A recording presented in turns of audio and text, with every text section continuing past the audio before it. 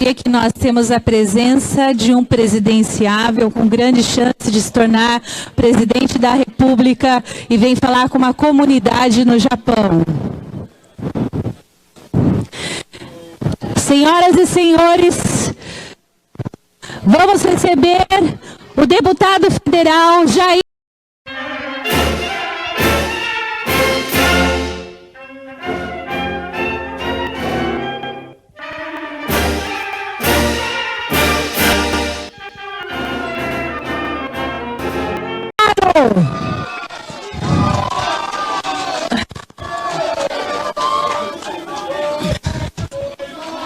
Sejam muito bem-vindos os parlamentares.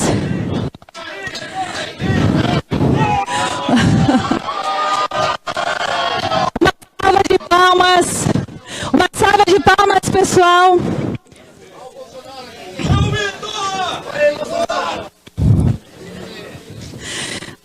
Bem-vindo, deputado. Bem-vindo, por favor. Sejam muito bem-vindos. Deputado Luiz Nishimori. Por favor, muito bem-vindo, deputado. Por favor.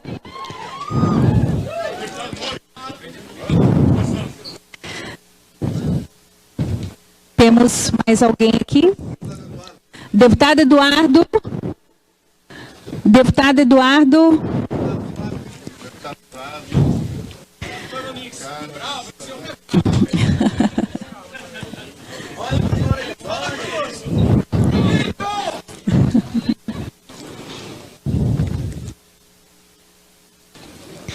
Estão a caminho? Estão vindo? A comitiva?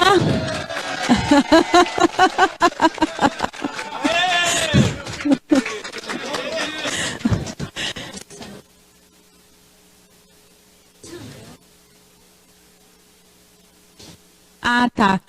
Alguém poderia desligar a luz, por favor? Pessoal, como nós estávamos dizendo, nós queríamos, em nome da comunidade brasileira, especialmente em Hamamatsu, juntamente com Izumi, a cidade mais brasileira do Japão. Então, nos sentimos imensamente honrados com a presença dessa comitiva parlamentar que veio realmente para falar com a comunidade.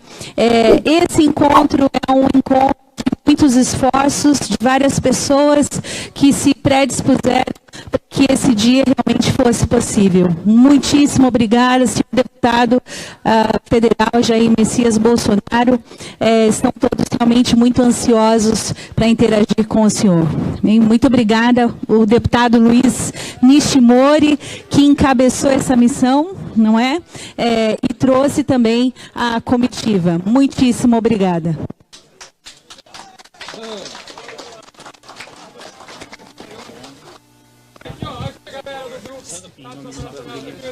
Ok. Então, eu passo a palavra para você, você passa para o cônsul. Tá. Ok.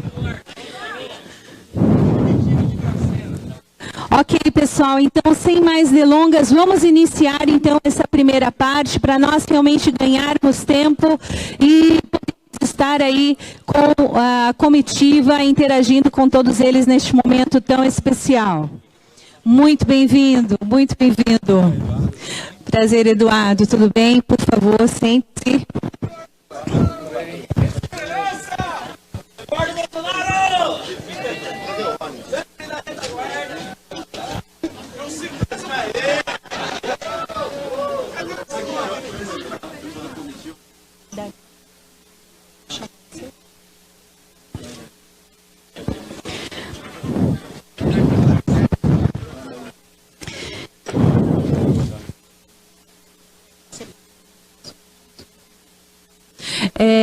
Então, vamos dar a palavra ao Dario De Chico, que é representante então, aqui da Promotion Brasil, que é a organização geral desse evento.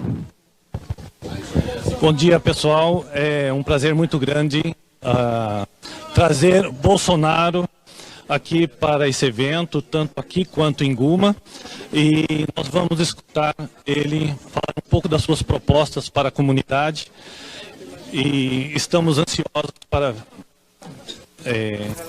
que ele fale para a gente, o que muita gente já costuma por aí.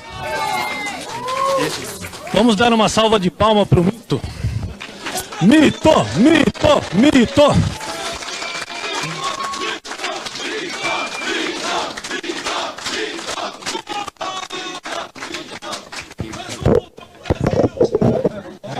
Queremos voltar ao Brasil. O Brasil melhor, viu? Mas melhor.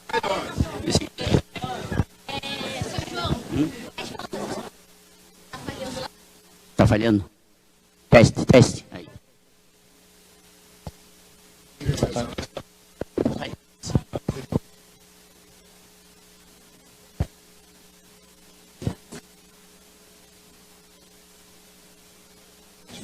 Estou passando aqui o microfone para a Sandra, das organizadoras também. Muito obrigado.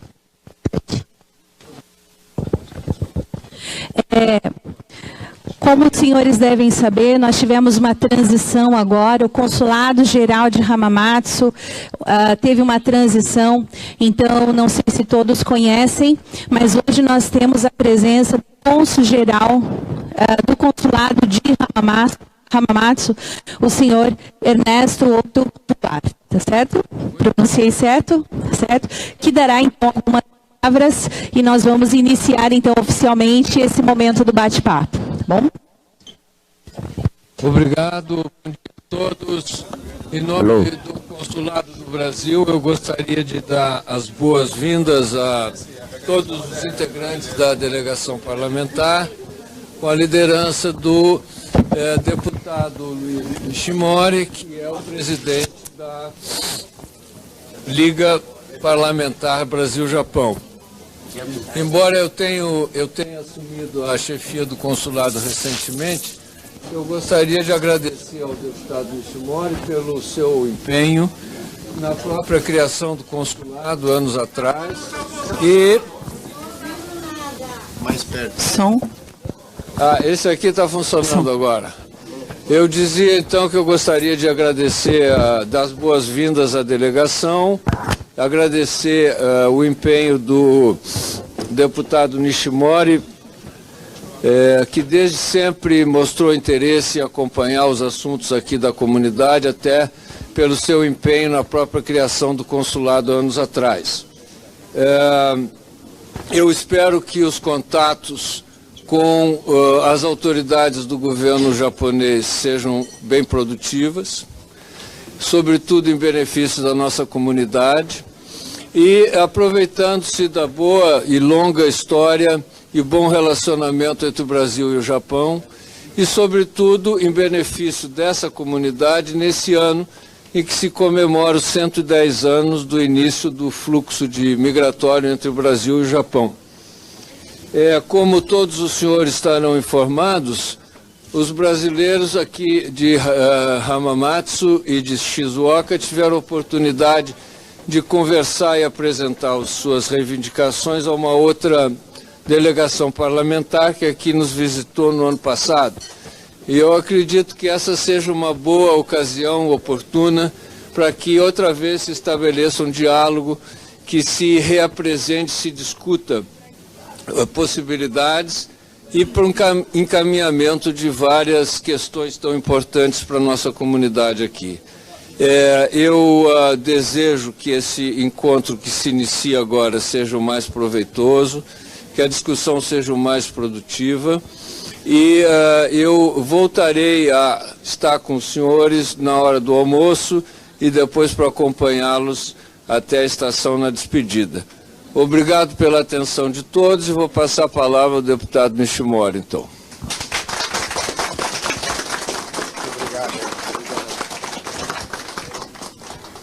Bom dia a todos e todas. Oh, que animada aí, vamos. Bom dia, gente. Sim, aí é bonito aí. Primeiro, eu quero saudar e cumprimentar a meus amigos e amigas daqui da comunidade brasileira de Hamamatsu, que eu, como cônsul disse, é muito importante para o Japão e o Brasil, né? Eu sou presidente da Liga Parlamentar Brasil-Japão do lado brasileiro. E aqui, como vocês conhecem, que o vice-primeiro-ministro Taro Aso, que nós vamos encontrar amanhã, o deputado Bolsonaro. E tenho conversado muito com o Taro Aso para cuidar da nossa comunidade brasileira aqui. E o que eles têm feito? Lógico que não é todos que o governo japonês também consiga fazer, mas eu tenho falado com ele, tá? Então, cumprimentar aqui a todas as autoridades, o cônsul, né, que recém-impostado aqui, né? Então, você vai gostar muito dessa comunidade. E cumprimentar e agradecer também meus amigos que aí organizaram esse encontro, né? Eu costumo dizer, gente, que acredito no potencial do Brasil. Potencial econômico, potencial energético que nós temos, e também nós temos aí muitas matérias-primas e brilhante agricultura. Porém, temos que mudar o nosso Brasil. Tem muita coisa para fazer no Brasil. Estamos tentando fazer várias reformas. Reformas trabalhistas, que já foi feito, né? E também reforma tributária, isso tem que fazer, não tem como, né? E acima de tudo, reforma, eu diria, revolução educacional. Por isso, gente, nós viemos aqui, está aqui, ó, meu grande amigo, grande líder, Onyx Lorenzoni, ele me pediu para organizar aqui no Japão, em Tóquio, para aprender um pouquinho do conhecimento, talvez, da educação e inovação. Por isso que nós estamos aqui com esse grande mito. Pode sentar, viu, gente? Fica à vontade aqui, olha, é uma reunião de amigos aqui, fica muito à vontade aqui, tá? Então, tá aqui o nosso pré-candidato a presidente da República, Jair Bolsonaro, que está conhecendo a comunidade aqui em Hamamatsu. Muito importante para todos nós. E lógico que você vai ouvir, né, o que ele pensa, né, o que ele está querendo fazer. E eu acho que é uma oportunidade muito grande. E eu não vou alongar meu discurso, mas ia dizer que como ele disse agora há pouco, estaremos comemorando os 110 anos da imigração japonesa aqui, lá no Brasil, tá? Em Maringá nós teremos uma grande festa. Eu vejo aí maringaense aqui, amigos de São Paulo, de todo o Brasil, mas eu convido todos vocês para que participassem conosco no dia 20 de julho, que nós teremos Expo Imin 110, que é uma grande festa, e terá uma presença da princesa Mako, e o Aso Taro também, ele vai lá em Maringá, tá? Todos vocês convidados. Mas eu vou deixar aqui, à muita vontade, quem sabe aí, o Eduardo tá aí, o Bolsonaro tá aí, nosso deputado, quem que poderia, o Flávio também tá aí, seus filhos, Carlos também tá aqui, né? Então, gente, tá aqui aí, ó, mito, que o futuro presidente da República, que vai falar daqui a pouco com vocês. Eu vou passar para quem aí, o Eduardo, o Onyx. Então eu vou deixar com o Onyx, o Lourenço. Uma salva de palmas para o Vestibule. Gente, muito rapidamente, nós queríamos, em nome da delegação, agradecer a cada um de vocês que está aqui. E todos estamos aqui por duas grandes razões. Primeira, a esperança de ter no governo brasileiro um presidente honesto, limpo, decente, patriota e que, acima de tudo, ama o Brasil. Segundo, por que Jair Messias Bolsonaro está no Japão, assim como vai estar em Seul, na Coreia, e vai estar em Taipei? Com humildade para aprender tudo aquilo que esses três países fizeram com a educação e que permitiram que cada um de vocês possa ter uma melhor qualidade de vida, um bom emprego e oportunidade. E junto com isso, recuperar a escola brasileira, a confiança das famílias, recuperar presente e futuro para as nossas crianças e para os nossos jovens. E o somatório de tudo isso, Jair Bolsonaro vem para desembocar naquilo que nós somos ricos no Brasil, que é em recursos minerais, em espaço territorial, mas que lamentavelmente nós nunca investimos nas pessoas. Nós nunca acreditamos nos brasileiros. O futuro governo do Jair Bolsonaro será o governo onde o governo vai dar um passo para trás para que os brasileiros possam dar muitos passos para frente. Mas, acima de tudo, acreditar em cada brasileiro, confiar em cada brasileiro. E o que vai acontecer a partir do próximo ano é que o Brasil vai recuperar a sua autoestima, a confiança e o orgulho de ser brasileiro. E nós, pais, eu sou pai de 4 filhos meus mais um adotado. E o pai tem que olhar e dar exemplo. Há muitos anos a gente não pode apontar um presidente brasileiro como exemplo para os nossos filhos. A partir de janeiro nós vamos poder mostrar, aqui está um homem decente, aqui está um homem limpo, aqui está um homem patriota e é um homem que vai recuperar o Brasil. Por isso, nós estamos aqui e agradecemos o carinho de todos vocês. Muito obrigado. Passo a palavra para o deputado Eduardo Bolsonaro, que vem fazendo um trabalho extraordinário lá na Câmara e que está aqui para trazer o apoio para o seu pai.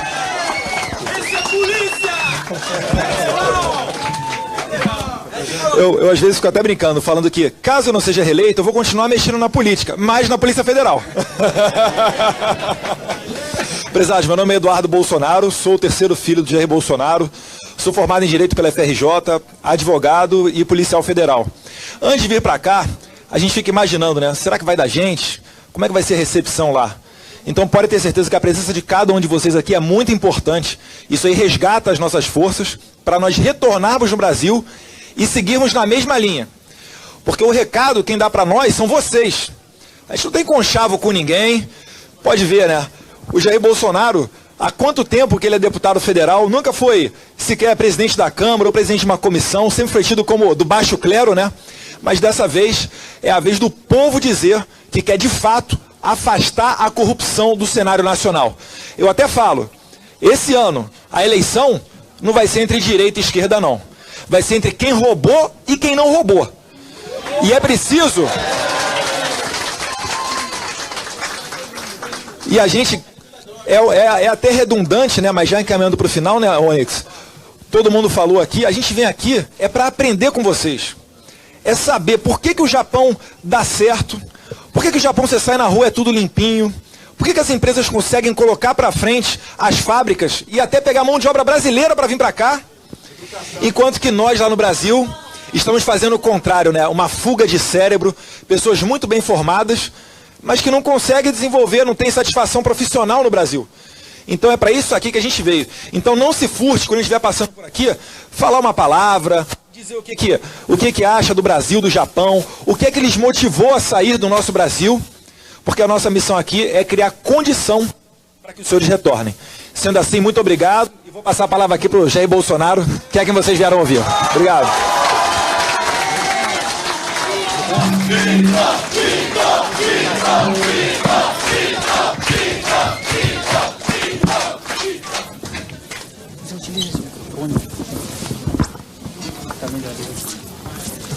Alô. Antes de começar, me permita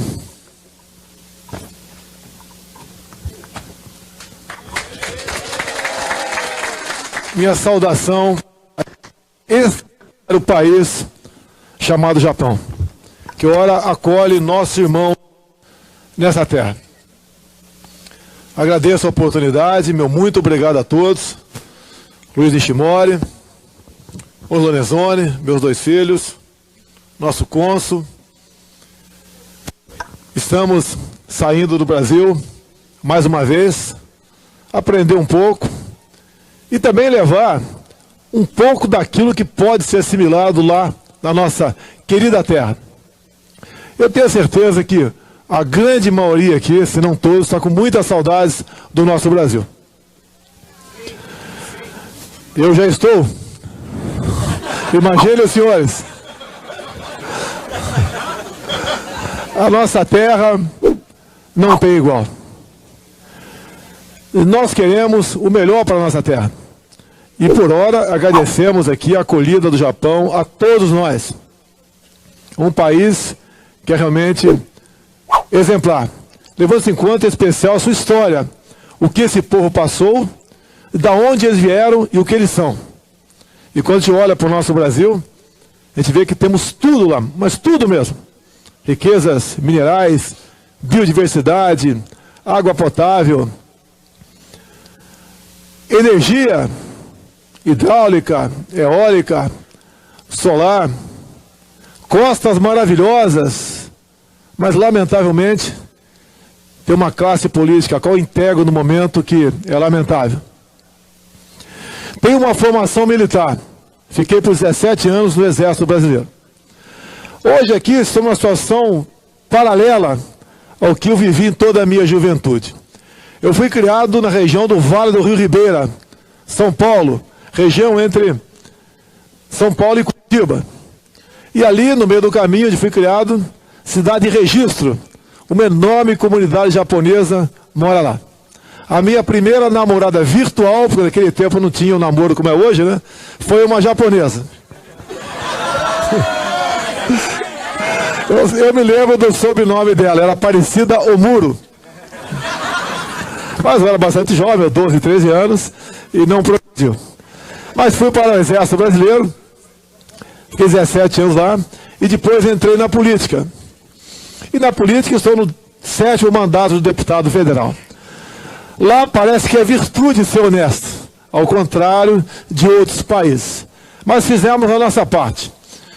Por 7 mandatos, conseguimos superar as tentações, que são muitas, e lamentavelmente as indicações políticas é que levam o nosso Brasil para a ineficiência e para a corrupção. Há 3 anos e meio, comecei a pensar, eu estou sendo demais, eu estou numa zona de conforto, porque ser político no Brasil é muito bom.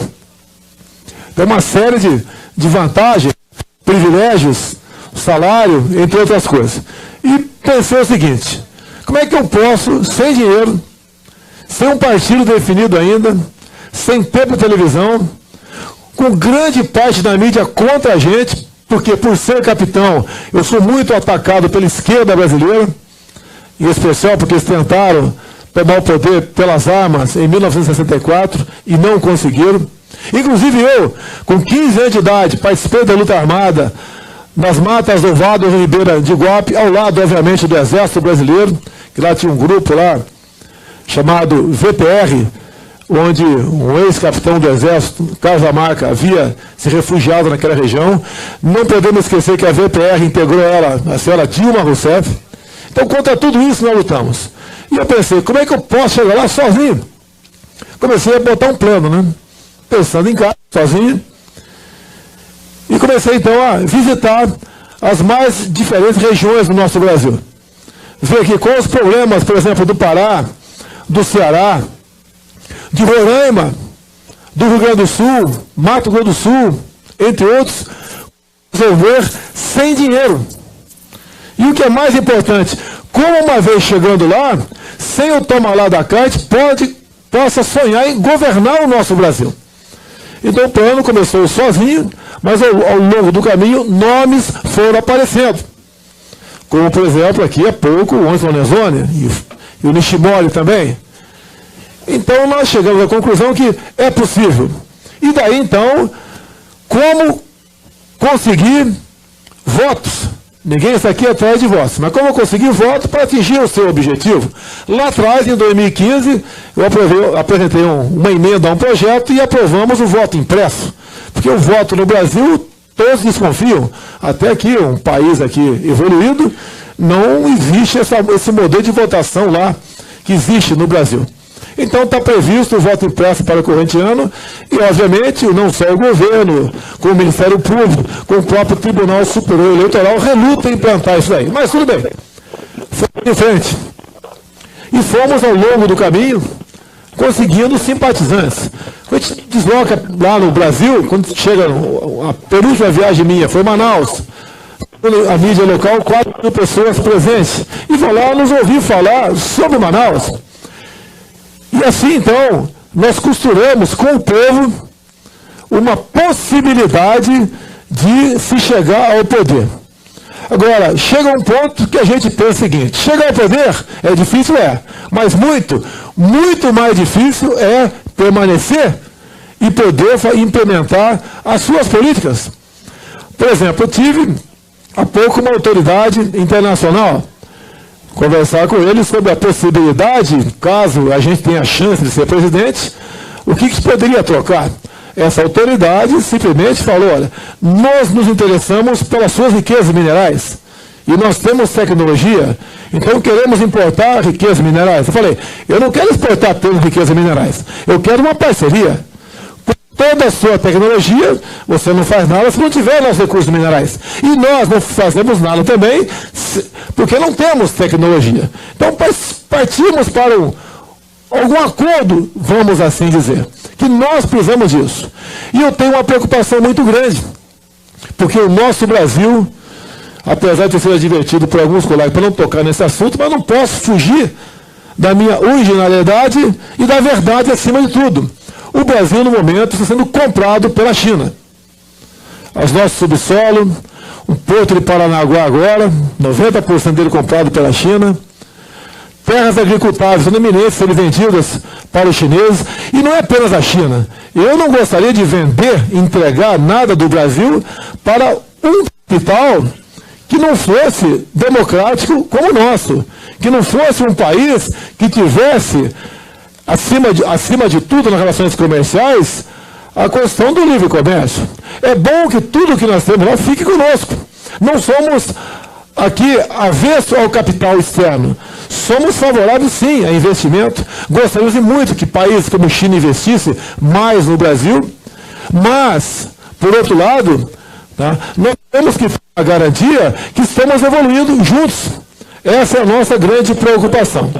E, obviamente, para nós conseguirmos atingir, chegar um dia, daqui décadas, chegar próximo que são esses países, nós temos que investir, sim, em educação. Muita gente diz no Brasil que quando as escolas estão em greve, isso é até benéfico, porque as crianças estão desaprendendo menos. Chegamos a esse ponto no Brasil. É uma dura realidade? É. Muitos professores e muitos locais, que eu sou do estado onde a violência fala alto, Rio de Janeiro, muitos professores estão muito mais preocupados em não apanhar do que em dar aula. Chegamos a esse ponto. Agora, por que chegou a esse ponto? Graças ao populismo. A política barata da esquerda, que está muito forte ainda no Brasil, que com todos os escândalos que nós assistimos, segundo as pesquisas, apesar de não serem muito confiáveis, mas o índice de popularidade ainda reconhece que é grande, né, chega próximo a 30% do ex-presidente Lula. Ou seja, se nós não tivéssemos, no meio do impeachment há um ano e pouco, se a senhora ex-presidente Dilma continuasse no poder, o Lula seria candidato agora, no corrente ano, com menos problemas, com toda certeza, apesar de vermos aqui que a Operação Lava Jato caminha bem, mas com toda certeza, ela teria como, através do aparelhamento do Estado, atrasar o processo, e ele seria candidato e com toda certeza teria chance de ser eleito. Por quê? Tendo em vista a um processo cada vez mais de cooptar pessoas com dito projetos sociais e bem como possivelmente através da fraude, que são as urnas eleitorais do nosso Brasil. Então, meus senhores, a proposta nossa é mudar radicalmente tudo isso aí. Não temos como fazer diferente. E eu costumo dizer também, chega um ponto na vida da gente que você vale mais, no meu caso, tendo em vista quem está do meu lado, do que eu mesmo. Então definimos um possível ministro da Economia, de teu nome. Praticamente definimos um outro ministério muito importante, que é o da Defesa. E brevemente teremos um nome para a Educação, que entendemos seria o tripé daquilo que poderia ser um novo governo. Para ser sincero também, as pessoas mais chegadas a mim, os meus amigos de fé, dizem que votarão em mim, mas torcerão para não chegar, tendo em vista a quantidade de problemas que nós temos no Brasil. O Brasil não é começar a fazer coisas novas. Nós temos que desfazer muita coisa que foi feita pelo PSDB e pelo PT, para começarmos a fazer alguma coisa pela nossa pátria. É triste dizer isso, mas isso é uma grande verdade. Mas, aquela velha história, o que eu estou fazendo aqui? Aqui eu estou movido por duas forças, pela fé e pelo patriotismo. Se não fosse assim, não estaria aqui. Porque realmente, quem tem um pouco de conhecimento das entranhas do poder, como funciona o poder no Brasil, é de arrepiar, é de ficar temeroso. A corrupção é algo inimaginável. Como, por exemplo, contarei uma breve história, um fato, para a gente depois ir para o encerramento e ficar aberto, talvez, as perguntas aqui. Então, sei que estou num país estranho, sei que, estranho para nós, né, é outro país, e nós sabemos que os países têm interesse entre si, a amizade praticamente não existe no âmbito mais elevado da diplomacia, são os interesses, e cada povo tem que buscar saída para o seu país. Não vai ser o povo japonês que nos tirará desse atual estado de coisa, que impedirá chegar ao que chegou a Venezuela, que nós assistimos aqui, o êxito, né, que vem acontecendo para o Brasil, ali na região fronteiriça de Roraima. Então, meus senhores, você pode ver, nós vivemos do comércio exterior. E essa vivência do comércio exterior passa por portos, mais de 97% aquilo que entra por portos no Brasil. Você pode ver, no Porto de Santos, no Rio de Janeiro, para ter uma ideia do tamanho da corrupção no Brasil. Cada tonelada de carga que entra ou sai do Porto de Santos, São Paulo, estado de São Paulo, aproximadamente $1 fica para um fundo conhecido como fundo de dragagem do mar. E, por ano, em torno de 2,5 bilhões de reais vão para esse fundo. Nos últimos 3 anos, quase nada foi dragado do Porto de Santos. Mas o dinheiro foi todo embora. Ninguém sabe para onde foi. Então, e esse Porto de Santos, assim como são os estatais, os bancos estatais, são loteados por indicações políticas. E tem um partido que manda nesse Porto de Santos, ao qual pertence o atual presidente da República. Então dá para entender o tamanho da corrupção em nosso Brasil, que deve ser combatida, que deve ser evitado que continue acontecendo isso, porque o preço final na ponta da linha somos todos nós que pagamos, não só as mercadorias mais caras lá, bem como ao não investir em áreas que merecem investidas, isso aí muitas vezes deságua em violência, deságua na falta de emprego ou no subemprego, não desestímulo, e acaba muitas vezes em evasões, né, nas migrações, como vocês mesmos são testemunha disso por viver aqui. Eu sei que a grande maioria gostaria de voltar para lá, mas o que mais os aflige é a questão da violência.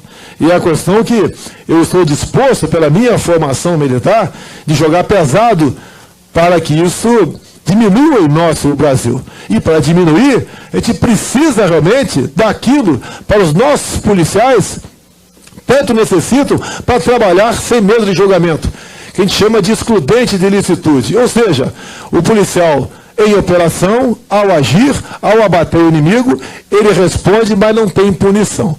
Obviamente que as críticas vêm por parte de grande parte da mídia brasileira, dizendo que eu quero dar carta branca para o policial matar.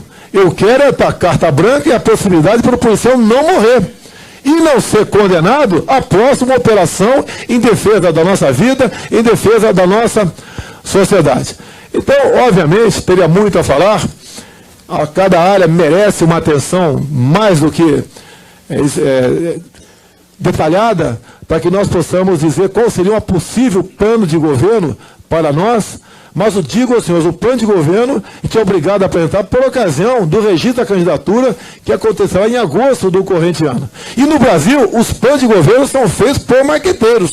Uma coisa maravilhosa que após as eleições simplesmente são esquecidos. Nós pretendemos ter um plano de governo, caso, obviamente, nós venhamos disputar as eleições para valer, que por enquanto somos apenas pré-candidatos, mas algo que vocês possam ver e acreditar. E não uma maravilha colocada no papel por marqueteiros a peso de ouro. Encerrando? Não, encerrando. Bem, eu não sei como está proposto aqui, mas eu acho que a gente ficaria aberto a perguntas, né, para poder dar a devida satisfação para os senhores. Afinal de contas, os senhores sabem onde os calos apertam aqui e lá. E o que não for possível, o que for possível a gente resolver, com toda certeza, se chegarmos lá, faremos com o maior prazer. Bem, a questão da indústria, do comércio, nós temos que desburocratizar e muito no Brasil. Você leva em média 90 dias para abrir uma empresa no Brasil. Temos que desregulamentar muita coisa no Brasil. Copio muito de países, outros, né, o que nós pretendemos fazer no Brasil. E tem, obviamente, a grande parte do que nós pretendemos copiar é o que acontece na legislação norte-americana. O próprio Trump, quando assumiu, falou, cada nova regulamentação, temos que revogar 2 outras. Temos que facilitar a vida. O Estado tem que sair da vida do empreendedor. É por aí. Só para organizar, então, as perguntas serão feitas nesse microfone. Perfeito. Identifica primeiro, fala o estado do Brasil que veio, onde mora. Sandra, está aqui. O de deputado sinto muito é estadual. No caso. Sim. Pode baixar. Então, primeiramente, boa tarde. Seja bem-vindo ao Japão. Ligados por isso. Eu queria saber, por exemplo, não acho que só eu como comunidade, né? Normalmente quando a gente volta para o Brasil, a gente tem pouco assistência, assim, tipo assim, a gente tem pouca.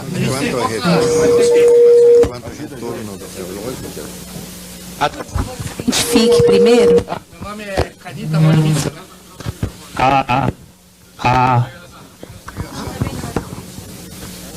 Meu nome é. Alô. Tá meio ruim. Então, eu tenho umas dúvidas, né? Tipo assim, com certeza, em 2018 nós estamos juntos, você vai ser presidente, com certeza.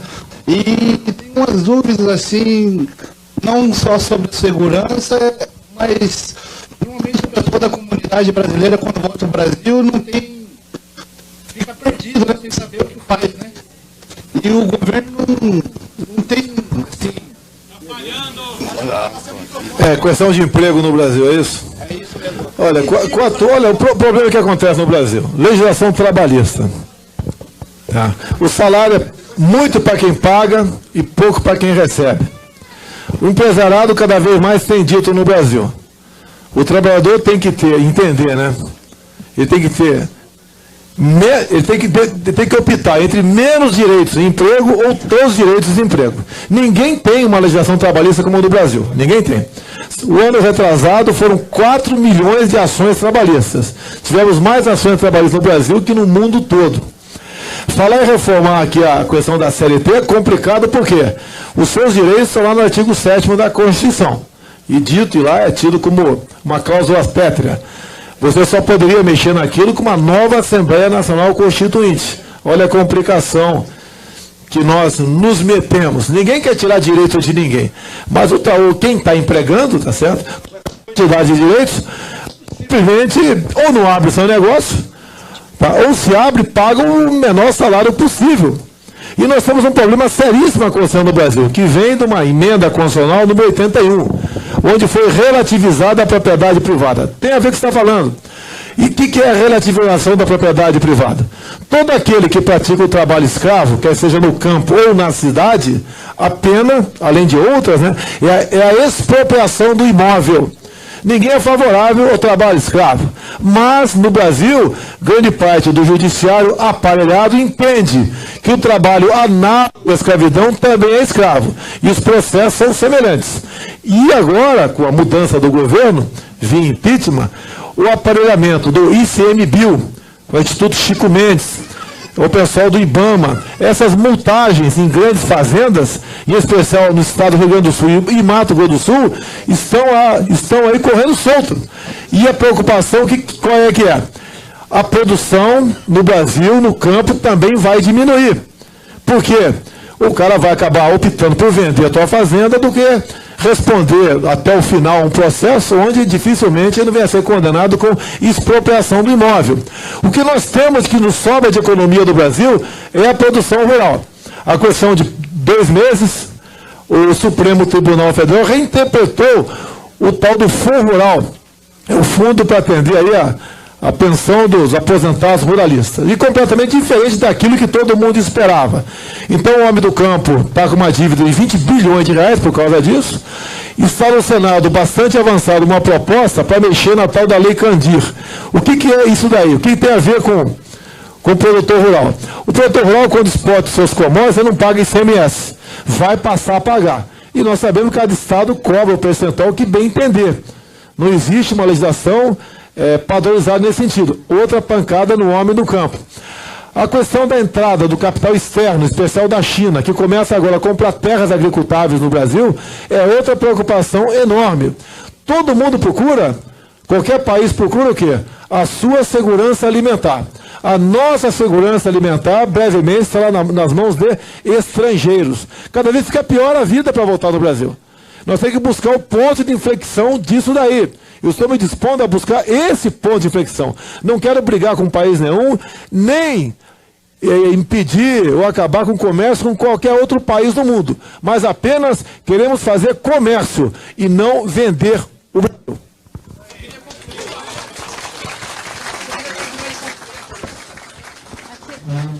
Aqui, ó.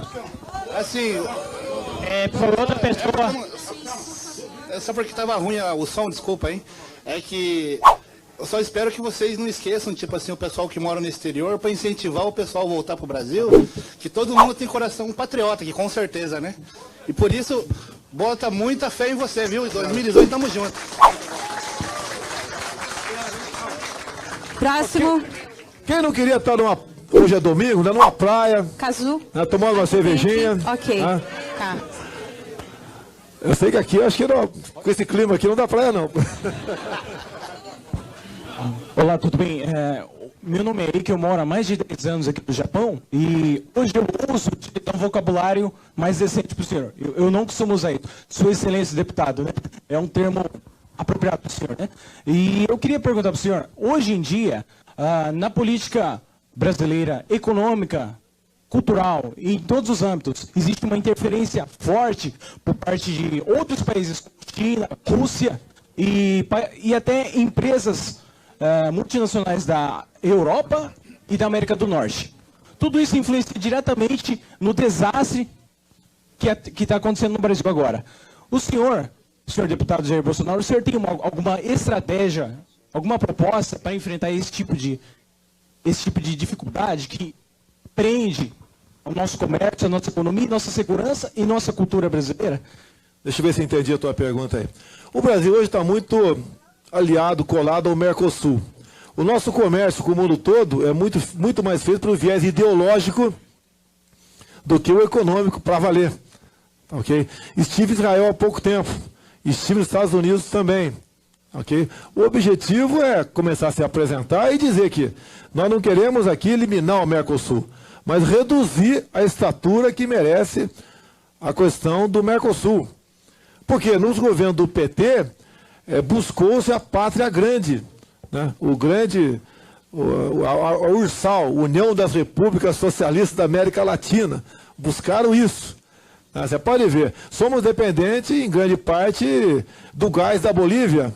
O Brasil aqui, mesmo com problema de energia, com dinheiro nosso, abriu uma linha de transmissão de Itaipu a Assunção no Paraguai. O Paraguai está crescendo 7% ao ano. Sei que é um país que tem um PIB menor que muitos estados brasileiros, mas está fazendo a sua parte lá. Então nós queremos sim buscar comércio com o mundo todo. O próprio Trump, quando assumiu, tinha ali o Tratado Transpacífico, que pegava lá Peru, Chile, e para cá pegava a terceira economia do mundo, que é a do Japão. Ele resolveu, por decreto, eliminar esse tratado e partir para o bilateralismo.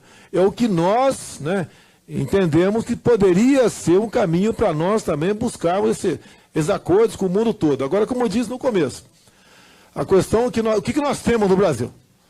Não é só carnaval, né? Até vergonha de falar, né? Apesar de assistindo na televisão ali, mas com a minha idade não participo há muito tempo disso aí. Tá?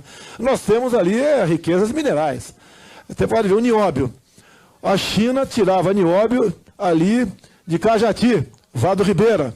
Tirava do rejeito de uma empresa, uma mineradora lá na cidade de Cajati. Depois a China agora comprou, né, a concessão de explorar nióbio em Catalão, Goiás. E praticamente fechou um negócio também para tirar nióbio ali em Rondônia.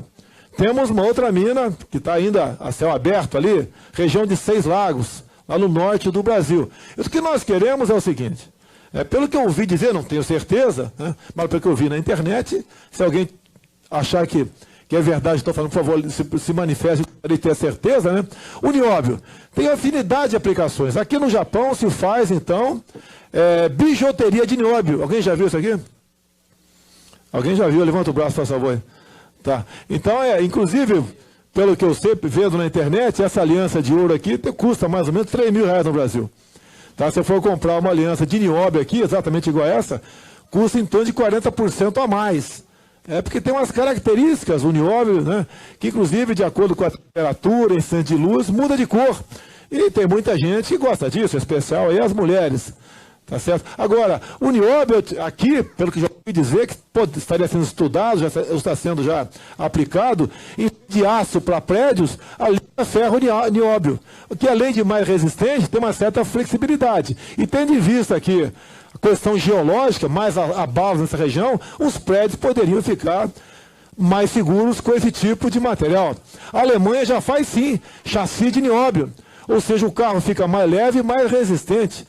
A China acabou de construir um gasoduto de 9.000 quilômetros de nióbio. Com a mesma bitola se transporta o dobro de gás, sem problemas de rachaduras. Então a infinidade, as aplicações do nióbio são infindáveis, são incalculáveis. Como, por exemplo, a questão do grafeno também, que temos o grafite em abundância de boa qualidade no Brasil, bem como as questões das terras raras. Uma menina, uma jovem, formada pelo Instituto Militar de Engenharia, há poucos meses conseguiu tirar da prancheta uma tela de grafeno. O que essa tela faz? Como o grafeno é o único material biplano, né, não é tridimensional, conseguiu-se então com isso filtrar a água do mar, ou seja, tirar o sal da água do mar. A menina não ficou no Brasil, já está na Inglaterra. Então o que nós queremos? Tá? Ao abrir isso e buscar parcerias, realmente, através dessas parcerias, buscar fazer algo melhor para os dois países. Por exemplo, um grande negócio, o Brasil e o Japão. Acredito com a tecnologia de vocês aqui, né, nós irmãos japoneses que estão aqui, com o que nós temos lá, podemos fazer excepcionais parcerias, agregar conhecimento de um lado e de outro. Eu acho que essa é a maneira de nós fazermos uma política de verdade para buscar tirar o Brasil desse estado mórbido no tocante à economia.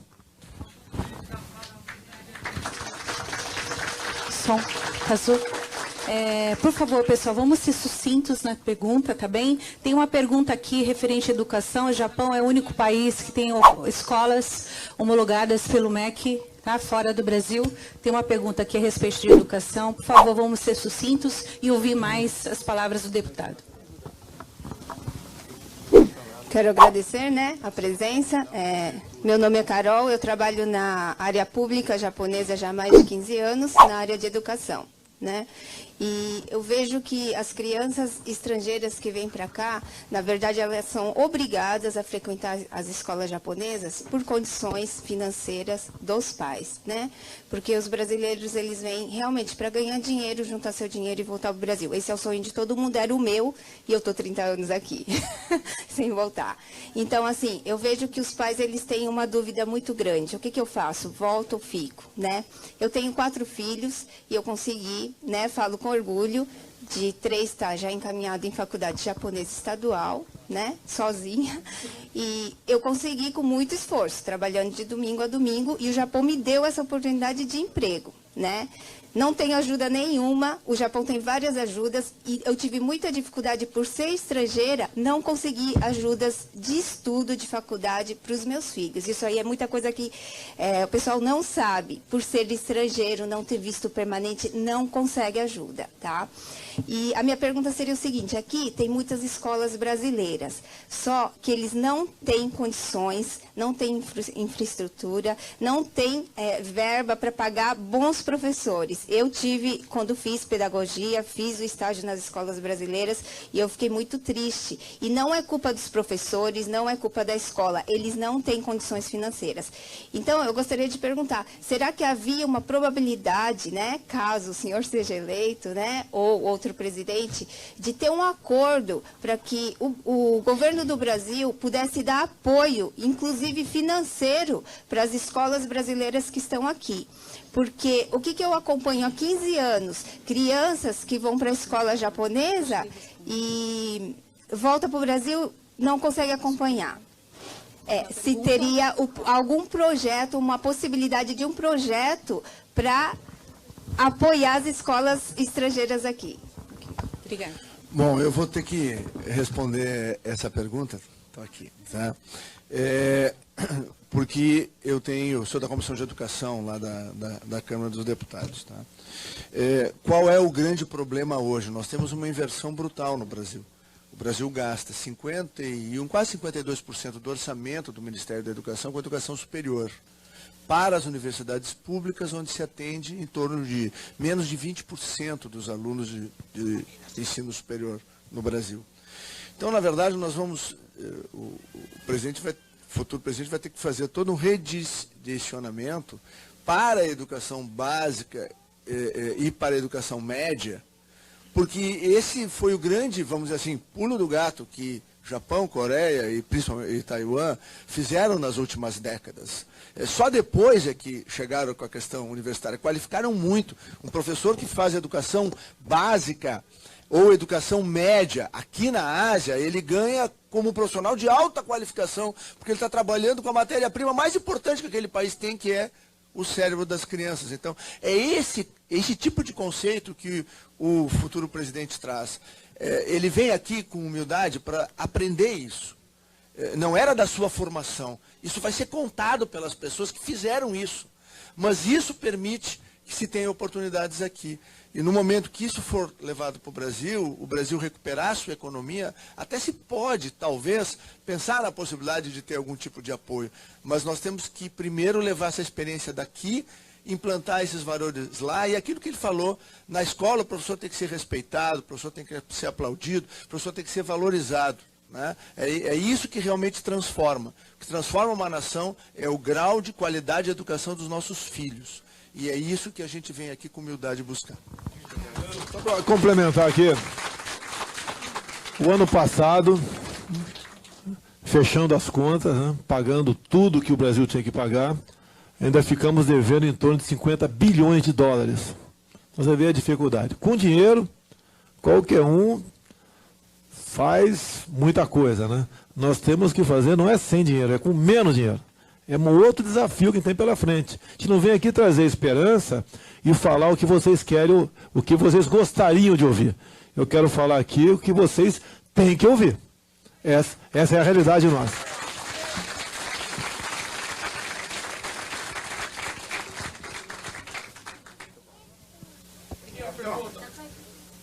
Alô? Vamos, pessoal, vamos ser rápido na pergunta, por favor. Alô, o Bolsonaro, Vossa Excelência Bolsonaro, eu sou Ricardo Nakamura, eu sou do Rio de Janeiro também, e já estou morando no Japão há 20 anos, desejo boas-vindas ao senhor ao Japão, e a minha pergunta é, como o senhor acabou de falar agora há pouco em relação à corrupção, no caso do Porto, que o pessoal arrecada um dinheiro e acaba não efetuando nenhuma obra e o dinheiro some. Do governo do senhor, como o senhor tratará esses casos de corrupção? Olha só, eu sou pelas privatizações, mas não jogar para cima tudo e quem pagar mais levar embora, não é por aí. Nós temos empresas no Brasil que são estratégicas. Alguns falam em privatizar, por exemplo, o Banco do Brasil. Eu perguntaria, quem vai financiar a safra agrícola E a que taxa de juros? A corrupção que o governo pode fazer, contrário do que o atual governo Temer está fazendo. O governo Temer agora está inventando o Ministério da Justiça, onde vai botar a Polícia Federal lá. Não, Ministério da Segurança, onde vai botar a Polícia Federal lá. Tá? Ele retira verbas da Polícia Federal. Tá? Ele contingencia verbas. Ele manobra nomes para que as operações não prossigam. Você tem que dar meios para que isso prossiga. É até uma paz para a gente. E a questão da corrupção, como eu disse agora há pouco também aqui, né, são as indicações políticas. Se você for aí no YouTube, tá, e procurar lá, por exemplo, e ver lá os depoimentos do doleiro Alberto Youssef. Eu estava num partido chamado PP. Né, e ele diz ali, né, que só 3 deputados não pegaram dinheiro na Petrobras, entre um deles eu. Mas tem depoimento dele que tinha gente do meu partido que pegava por mês 250 mil reais. Isso dá 70 mil dólares, mais ou menos, tá? 70 mil dólares, mais ou menos. Chega a esse nível. Desculpa que eu vou falar um palavrão aqui, uma besteira aqui, né? A imprensa agora vai querer usar contra mim no Brasil, né? Perderam a noção do direito de roubar. Essa é a realidade. É verdade que eu estou falando aqui. Eu estou lá dentro, se eu não souber o que está acontecendo, sou um mané, pô. Agora, eu vou denunciar? Como denunciar? Você não tem prova de nada. Ali não tem cheque, não tem recibo, não tem nada, pô. E com a quantidade de processos. Eu já respondi mais de 30 processos de cassação na Câmara. Tudo por ocupar a tribuna da Câmara, nenhum por corrupção. Seria cassado imediatamente. Como respondo, eu sou réu no Supremo Tribunal Federal por apologia ao estupro. Tá? Alguém deve conhecer a história, eu vou repetir aqui, é um absurdo, pô. Tá, ok? Com aquela deputada lá do Rio Grande do Sul que estava defendendo um menor estuprador. Não só estuprou, como matou a menina. Né? Degolou a menina, tá certo? E ali foi uma briga de plenário, teve uma briga assim, ó. Eu me indignei com aquilo e respondi. Talvez tenha exagerado, mas faz parte do combate. Eu sou o único parlamentar que não vale o artigo 53 da Constituição. Eu não sou inviolável por quaisquer palavras, opiniões e vozes. Para mim não vale isso daí. Então o combate à corrupção passa por aí, você tem que amedrontar os caras. O ser humano só respeita o que ele teme. Quando eu falo que lá no Brasil, no que depender de mim, eu libero a posse de arma de fogo, eu vou ajudar a diminuir a violência contra a mulher. Ou não? Ou a mulher quer aquela palhaçada aquela palhaçada votada lá de lei do feminicídio. Tem que ter uma pistola em casa, pô. O vagabundo, quando quer fazer uma maldade contra a mulher, ele já sabe que está errado. Ele não quer saber se a pena vai ser majorada ou não. Ele quer atingir seu objetivo. Se ele souber que tem uma arma naquela casa, mesmo a senhora ou a senhorita estando sozinha, não vai fazer besteira. Então, nós queremos mudar radicalmente isso aí. Precisa do Congresso. É duro, né? Precisa do Congresso. E o Congresso, geralmente, é agido como? Né? Como eu falei aqui do Alberto Youssef, entre outros, no toma lá da cá. Então, estamos tomando medidas como governar sem o toma lá da cá. Pergunta sobre... Por favor, seja sucinto. Eu gostaria de saber, né, se o senhor vai modernizar linhas férreas, os transportes. Vamos lá. Eu falei... Igual aqui no Japão. Para que não haja dúvida, né? Eu falei que metade do meu ministério será de militares. O pessoal já começou a me criticar no Brasil. Peraí. Lula e Dilma tinham terroristas e corruptos, ninguém falava nada. Tá? Essa questão. Eu tenho conversado com um general de 4 estrelas, tá? Que foi para a reserva há pouco tempo, da arma de engenharia, e conhece tudo isso aí lá. Eu sei que tem muitos civis que conhecem também, sei disso. Tá ok? Mas qual a vantagem de não entender ter um militar? Tu acha que o empreiteiro vai chegar e negociar uma propina, um por baixo dos panos? É muito difícil fazer isso com o militar. Então essa que é a nossa intenção, que o militar é igual a vocês que estão aqui de paletó e gravata, ou de uma roupa igual a minha. São brasileiros. E nós temos que ter gente que cumpra realmente o seu objetivo lá. Você pode ver, quando você pega... Nós representamos menos de... Nós, das Forças Armadas, os batalhões de engenharia, representam menos de 1% das obras de infraestrutura no Brasil. Mas quando paga a missão para o Exército, por exemplo, ele faz uma obra num tempo e cumpre o cronograma muito mais barato, tá? E duradouro, diferente do que acontece com as empreiteiras, E nós agora vimos aqui como se comportaram as empreiteiras, em especial desde o governo Sarney para cá. Próximo. Ele falou que vai pegar pesado, Ele falou, vamos lá. A voz é pesada assim mesmo. Deputado Eduardo, Polícia Federal, sabe o que é um auto de resistência? Já teve confronto assim? Já tive confronto, não matei. Eu tive dentro do ônibus algumas vezes. Polícia Militar do Estado do Rio de Janeiro. Durante longos anos. A etapa tá paga, né? É um prazer. A segurança pública dos estados é uma preocupação federal. Para os 4 deputados, eu sei que o deputado Lorenzoni está empenhado nessa luta pela PEC 300. Eu não peço nada para mim. Já estou fora. Eu peço pelo povo brasileiro que vive nos estados, e não a nível federal, mas sim em cada estado. A segurança pública está morta, enterrada. A polícia está algemada. Vagabundo esculachando polícia na rua. Quem acha que polícia é um merda, veste a porra de uma farda de polícia e sobe o morro comigo. Eu tenho peito para isso. Então a nossa imprensa desce de pau em cima. Sei que eu sou a favor do auto de resistência. É quando se derruba um vagabundo que está armado. Vamos deixar o deputado responder. Deputado, PEC 300. O que o senhor pode fazer como presidente da República para tirá-la da gaveta, que está presa na gaveta desde 2008? O Lorenzoni sabe disso, que eu já li sobre isso. Por que a violência chegou a esse ponto? É a política equivocada de direitos humanos, é a política de desencarceramento. Está avançado no Senado um projeto também que os presídios, né, tiverem superlotados, o presidente terá meio de botar na rua aqueles que já cumpriram uma parte, botar na rua aqueles que cumpriram mais tempo de prisão, tá certo? Inventaram há pouco tempo, que não é lei, uma tal de audiência de custódia.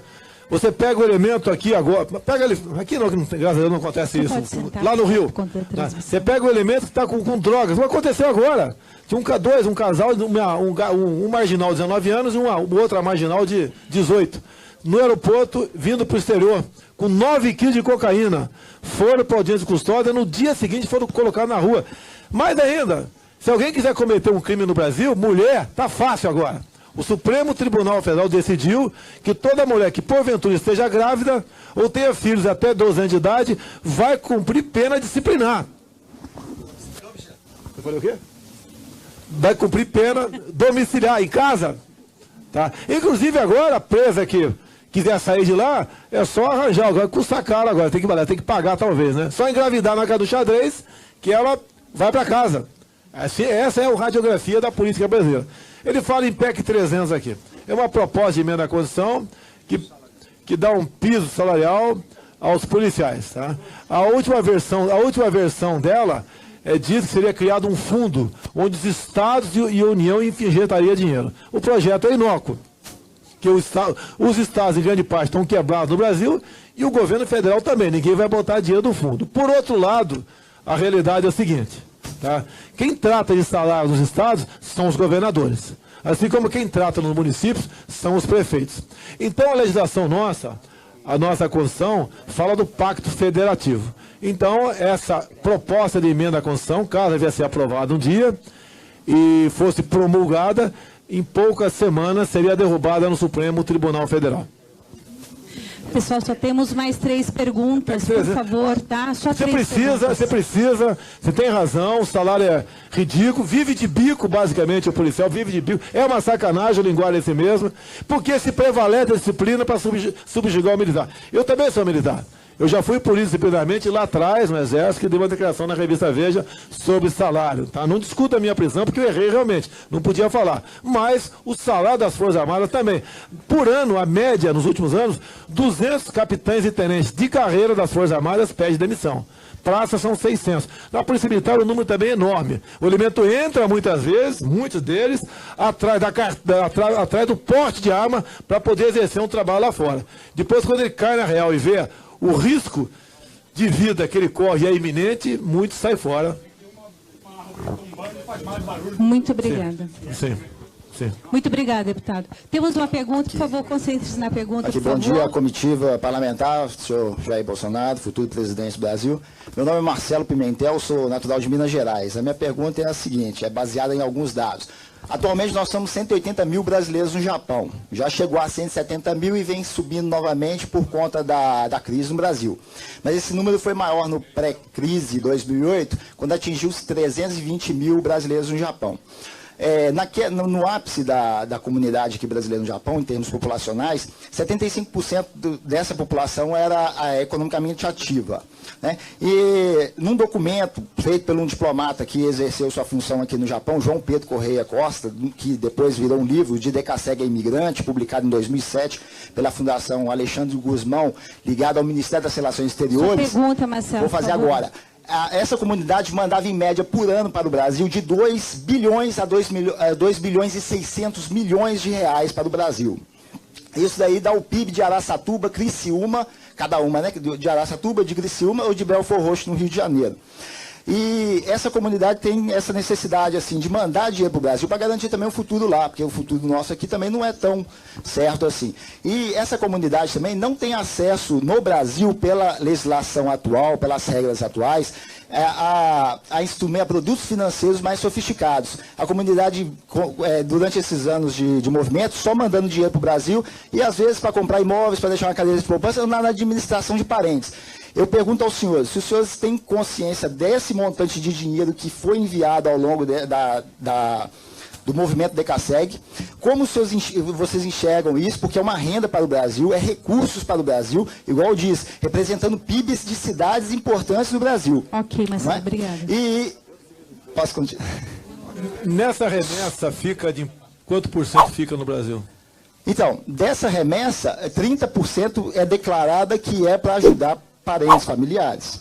Aí o outro montante é para montar negócio, é para comprar imóveis, é para uma poupança, é para pagar a faculdade para filho, tá entendendo? Mas o brasileiro em si aqui, pelas regras atuais, nós não temos direito a produtos financeiros mais sofisticados, que vão preservar o valor real desse dinheiro. E acontece que as pessoas acabam indo pelo a conversa dos outros e perde esse dinheiro. Por favor. Bom,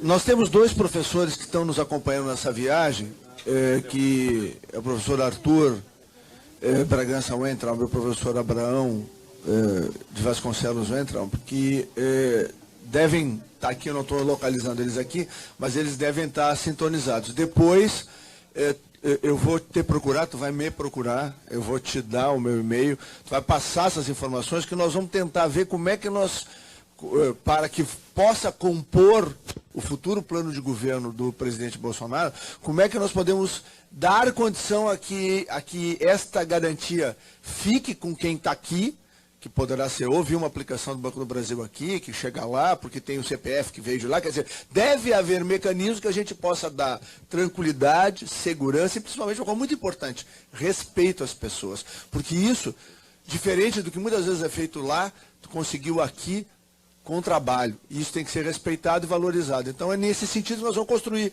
Nem eu, nem nenhum aqui tem a condição de te responder agora, por não conhecer o detalhamento financeiro disso, a legislação existente, porque é muito complexo isso. Eu sou veterinário, ele é capitão.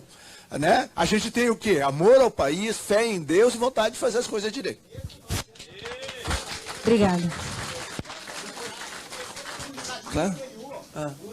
Como pessoa, sim. Foi a que mais remeteu dinheiro para o Brasil. Sim, sim, mas nós vamos falar e vamos tentar e nós vamos responder e tu vai dividir com a comunidade aqui o que a gente vai construir para estar no plano de governo dele. Tá bom? Só um instante, por favor. Meu nome é Viviane Brunieri, eu sou da cidade de Peruíbe, ali pertinho de Registro, e a minha pergunta é como o senhor pretende combater a exploração sexual infantil, que hoje o Brasil é um dos primeiros países onde exploram crianças, inclusive o estado do Pará, nós temos mais de 200 pontos explorando as crianças. E só uma dica, nós falamos muito do governo, mas hoje foi dito aqui que a pergunta ela é sucinta, então vamos respeitar. Muito obrigada. o ser humano só respeita o que ele teme. A legislação fraca, o cara abusa. Tá? No que depender de mim, não tem indulto, não tem saidão, não tem progressão de pena. Tá? Eu sei que no Japão tem pena de morte, eu sei disso. Tá? Até perguntei sobre aquele episódio do metrô um tempo atrás, se o elemento já foi condenado, já foi executado ou não. Tá? Então no Brasil tem que fazer isso aí. Essas facilidades na legislação, né? Você tem que dificultar isso daí. Nós aprovamos na Câmara de passar de 7 para 2 saidões, se eu não me engano. Para 2 ou 3 saidões. No Senado foi sepultado o projeto. Continua tendo 7 saidões por ano. E no saidão o que acontece? O cara que sai, quem fica, né? Geralmente o mais perigoso, paga a missão para o cara que sai. Vai cumprir uma missão lá fora. Se ele não cumprir, quando ele voltar, ele morre. Então, quando ele não cumpre, ele não volta para não morrer. Então, o percentual de gente que não volta mais é enorme. E como o desemprego lá é comum no Brasil, né? Ele vai cada vez mais cometer mais crimes. E é muito comum o elemento ser pego lá cometendo crimes, que é um fugitivo. O que mais tem no Brasil é fugitivo. Então, dificultar isso aí. Eu tenho uma filha de 7 anos, tá? Depois de 4 homens, tinha uma filha de 7 anos, e tenho uma preocupação, sim, uma maldade com a minha filha. E não adianta eu querer tomar providência e depois, porventura, né, Deus me livre, aconteça algo contra ela. A questão da pedofilia, no que depender de mim, é pena capital. E ponto final.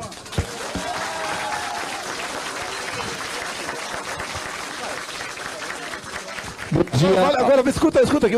Vale a pena falar um negócio aqui, tá ok? Pedofilia, vamos aproveitar aqui. Eu levei pancada até não querer mais de 2010 para cá como homofóbico, tá ok? Homofóbico, não sei o quê, aquela história toda.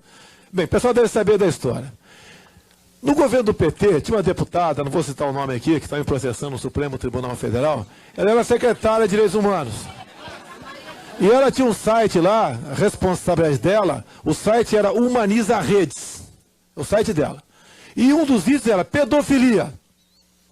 Mito, de interrogação, né? Então, o que recomendava ali? Caso um elemento, lá no Brasil, nós encontrássemos um elemento abusando sexualmente de uma criança de 2, 3, 4 anos de idade, ele não deveria, segundo o site dessa deputada, ser levado ao presídio. Ele deveria ser levado ao hospital, ser submetido ao laudo psiquiátrico. E caso ele sofresse transtorno, ele seria internado e não encarcerado. Ou seja, a pedofilia é uma coisa que o PT estava trabalhando para abolir no Brasil. Tanto é que na reforma do Código Penal, que está trancado lá, o estupro de vulnerável é com 14 anos. Eles queriam passar para 12 anos. E depois para 10, para 8. É a política desses doentes mentais, desses fascínoras da esquerda que nós temos no Brasil. Contra isso, é outro problema seríssimo que nós temos que lutar para buscar sucesso em todas as outras áreas. Bom dia a toda a comitiva visitando o Japão. Meu nome é Ricardo, de Cuiabá, Mato Grosso. Minha pergunta é a respeito do projeto de lei aprovado em 2015, das urnas com voto impresso. Há indícios que a esquerda não vai querer deixar o poder, porque eles não entraram para essa alternação de poder, e eles não querem, através de entregar o poder, e eles querem colocar o voto impresso em apenas 5% das urnas. Há como obrigar eles a cumprir a lei ou não? Porque isso é o perigo para a democracia. Obrigado. Eu acho... Você pode ver. Me desculpe aqui, mas... acreditar na justiça brasileira, apesar de ter bom juiz lá, ter boas pessoas do judiciário, mas está cada vez mais difícil. Nós aprovamos em 2015. A Dilma vetou, nós derrubamos o veto. Depois o ministro Gilmar Mendes, que presidia o TSE, falou que não tinha dinheiro. Primeiro falou que custava R$ 3.800 uma impressora. Quer dizer, essa aí é super faturada, essa impressora. Né? E depois, então, foi feito, mesmo para 5% das impressoras, foi feita uma licitação. E quem ganhou a licitação para a impressora foi a Smartmatic. A própria empresa que faz lá, faz tudo lá na maquininha do voto eletrônico. Bem, a pressão está vendo no Brasil. E o que aconteceu? O TSE foi obrigado a desqualificar ali a Smartmatic, um motivo outro lá. E no mesmo dia, a senhora Raquel Dodge, que é a chefe do Ministério Público, entrou com uma ação no Supremo Tribunal Federal para ver se julga inconstitucional a questão do voto impresso. E o que ela disse, acredite, ela escreve lá, que a impressão do voto compromete a segurança e o sigilo das eleições. Acredite se quiser. Teve a capacidade de escrever isso daí. O Supremo vai decidir essa questão. A história é um pouquinho longa, né? Para aprovar o voto impresso. Eu falei, ó, no momento, nós desconfiamos do voto para o Executivo, para a Presidente da República. Mas, em 2018, o voto eletrônico pode, na maioria das sessões do Brasil, o PT, que manda sim ainda no Brasil, incluir, na maioria das sessões eleitorais, 30, 40, 50 votos de legenda, de modo que o PT faça 50, 60, 70 deputados federais na base da fraude. E daí não tem mais como mudar nada, porque o parlamento será nas mãos da esquerda do Brasil, como na Venezuela isso chegou a acontecer no passado. Nós temos somente mais uma pergunta, depois nós teremos uma coletiva de imprensa aqui atrás. Deputado, a mídia cadastrada, só a cadastrada pode se posicionando aqui, tá bem? Porque enquanto a gente se prepara, o deputado então vai aí fazer os últimos despedidas com as pessoas que terão que se retirar, tá bom? Última pergunta só agora, só a última pergunta aqui, ó. Se for mídia cadastrada, não. É mídia cadastrada? Não? Então, não. Vai perguntar? Por favor, pergunte, última pergunta. Pode perguntar, por favor. Não tinha marcado o menino aí? Ok, se a pergunta é repetida, por favor, vamos ganhar tempo. Só tem 3 minutos. Não é repetido, não. Quero saber se ele for eleito. Se eu... O brasileiro não consegue ter educação, saúde e... Isso tá claro, né? Perguntas que não foram feitas, por favor, pessoal. Por favor, faça a sua pergunta. Você falou da... Ele está com o microfone, Com né? licença, né? Boa tarde, meu nome é Max Takal, né? E eu queria saber se o senhor foi eleito presidente do Brasil. Bem, né? O que o senhor vai fazer, né? Porque o senhor não pode fazer nada sozinho, tem que ser aprovado pelo parlamento, por todo aquele processo. O que o senhor vai fazer para mudar isso? Porque o senhor tem boas promessas, o senhor quer fazer, o senhor tem essa vontade de fazer para mudar o nosso país, para mudar a nossa cultura, mas sozinho, infelizmente, o senhor não pode fazer nada. Eu quero saber o que o senhor pode fazer para mudar isso, né? E eu espero que o senhor possa responder. A imprensa tem perguntado isso para mim no Brasil. Eu respondo, se é para fazer a mesma coisa, eu estou fora. Todo mundo, a imprensa toda... Que a imprensa toda no Brasil, você pode ver, o PSDB entregou, um mês, 2 meses, o Ministério das Cidades, entregou. Você manja uma carniça no pasto, aquela urubuzada em cima, é assim estavam os demais partidos atrás daquele ministério. E o governo decidindo para qual partido vai dar, para contar com mais votos, para aprovar os seus projetos. Só que os projetos do governo é aquele padrão, naquele nível, né? Que nós temos discutido, já temos 40 parlamentares em Brasília. E está crescendo o número. Ninguém quer acabar com seus dias na cadeia, tá? O que parece que vai acontecer na vida de muita gente lá. Se bem que estão em vias de reinterpretar a prisão em segunda instância. Se passar para a última, já era. Ninguém mais vai ser preso no Brasil. Então está crescendo esse número, de modo que nós queremos administrar com esses parlamentares que não vão dar bola para a liderança do partido. Tá ok? Sem o balcão de negócio, sem o tomar lá da cá. Não tem outro caminho. Porque se é para falar, olha, eu vou negociar menos ministérios, menos diretoria de bancos estatais, vai continuar a mesma coisa, cara. Eu estou com 62 anos de idade. Tá? Eu não quero dor de cabeça para mim. De vez em quando até, né, te confesso, te pensa, o que eu estou fazendo aqui? Agora, é verdade, agora, alguém tem que começar a mudar isso daí. Eu fico torcendo para aparecer. E eu costumo dizer também, eu não sou bom não, os outros é que são muito ruins. Tá? Conheço as minhas limitações. Ele é veterinário, é o meu médico. Tá ok? E eu sou o capitão. Tá ok? Mas a gente vai somando. Eu não sei a formação do Shimori. Quanto é a formação? Contáveis. Contável, contador, tá ok? Economista, tá ok?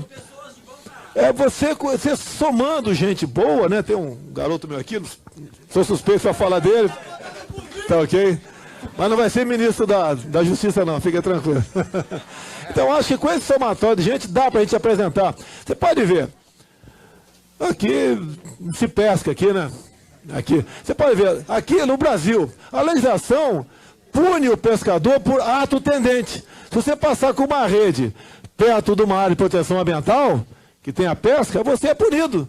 Não, estou levando a rede para lá, não interessa, é punido. Então, a questão da legislação nossa, esses problemas todos que nós estamos botando na mesa e falando esse grande pacotão de medidas, como o excludente de licitude, né?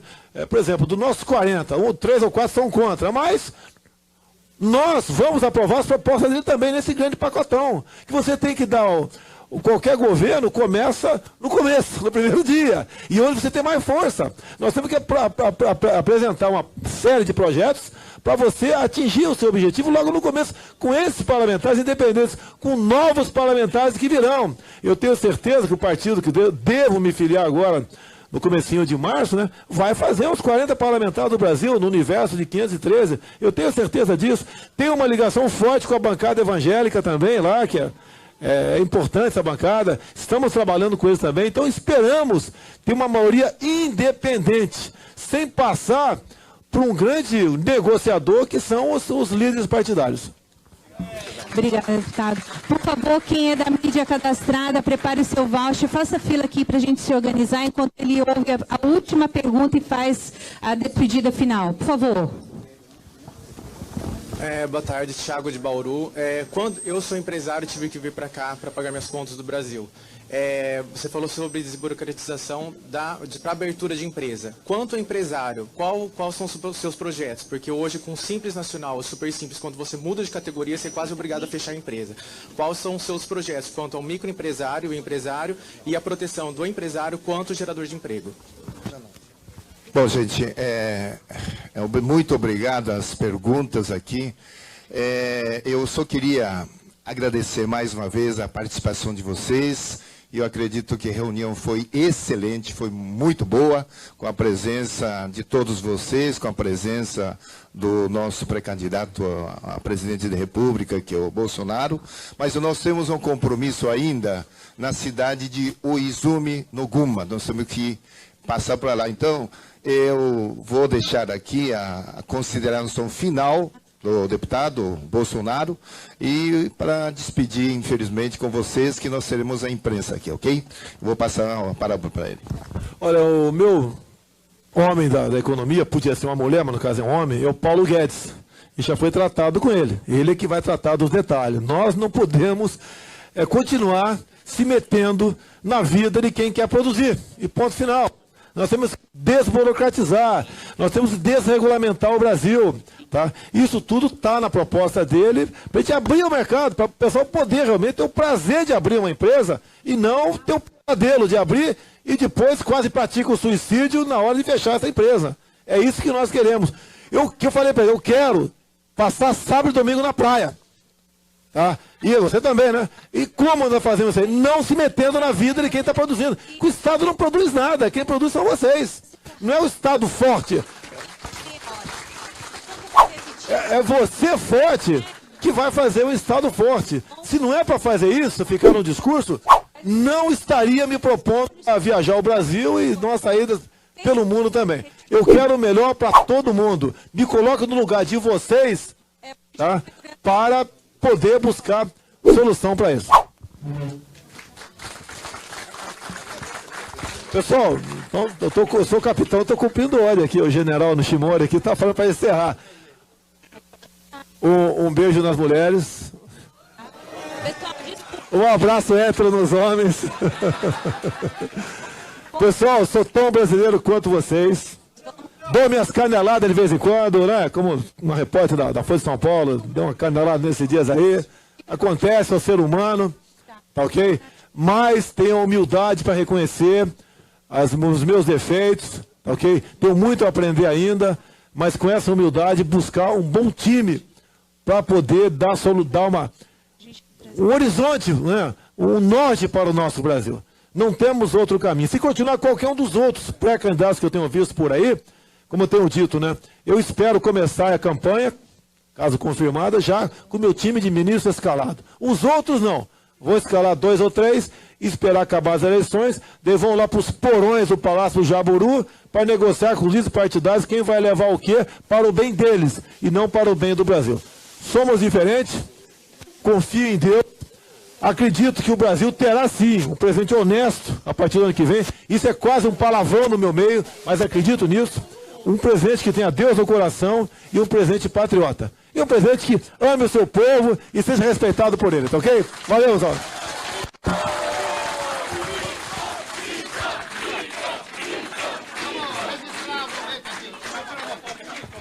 Gente, nós vamos tirar as fotos aqui. Nós vamos ficar aqui, olha, aqui na frente, por favor.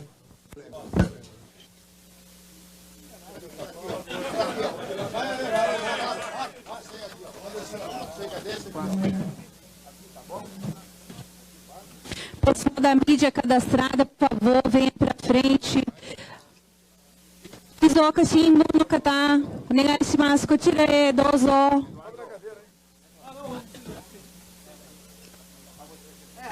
Aí é legal. Vamos lá, dá um grito aí, ó. 1, 2, 3. Aqui, ó. Vamos!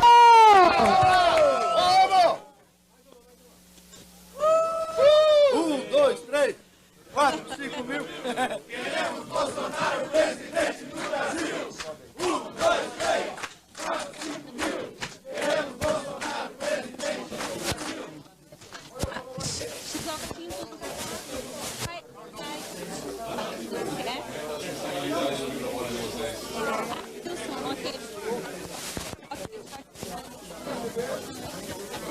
Shizuoka Shimbun, onegaishimasu. Hai.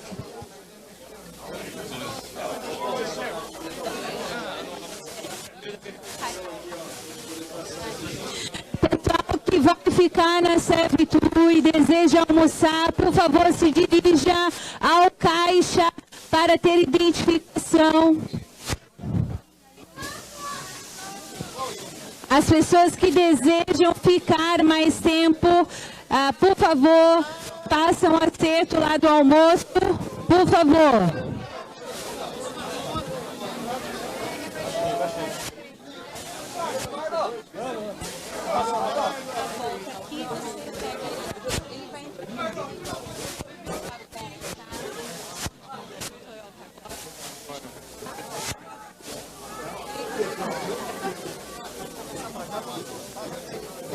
Vamos já está aí ordenado, vocês organizaram? Isso, mesinha. Exatamente, tá, pessoal? Mesinha. Isso, o Bolsonaro vai escalar a mistura e os outros vão ficar aqui na lateral, tá bom? Pode, por favor, Aumente a sensibilidade do microfone. Pode empurrar.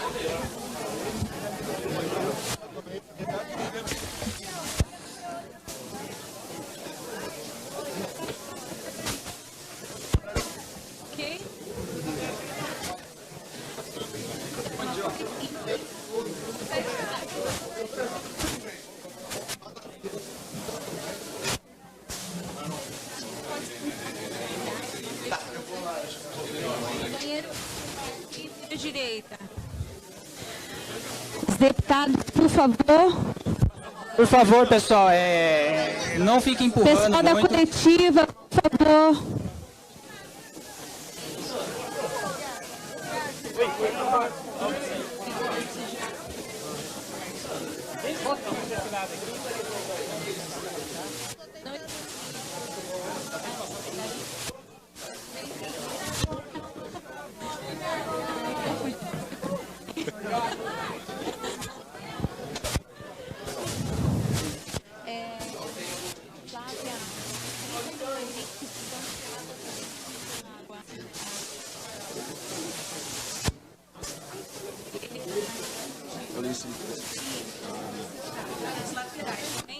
Pessoal, deixa sem lugares, começa a sentar por favor.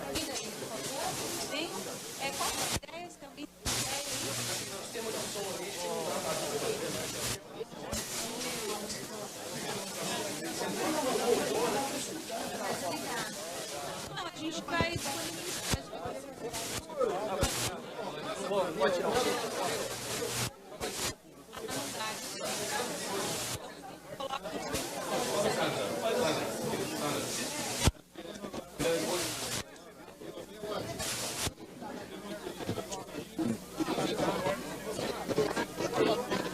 Camila, tira a foto. Você pode ir trazendo ele para o salão?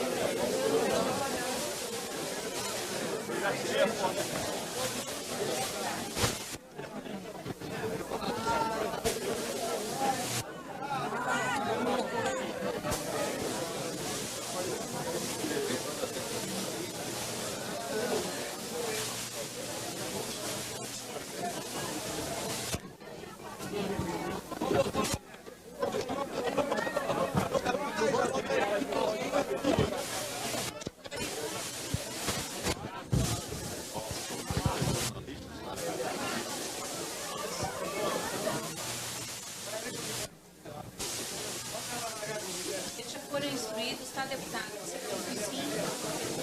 Repetido no padrão mesmo. Vamos, pessoal. Tem.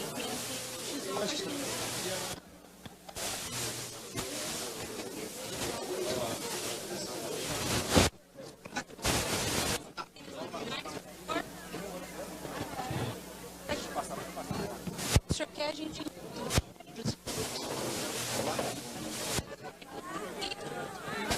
Essa maioria são brasileiros, só tem algumas em japonês. Aí eu vou fazer a tradução em japonês.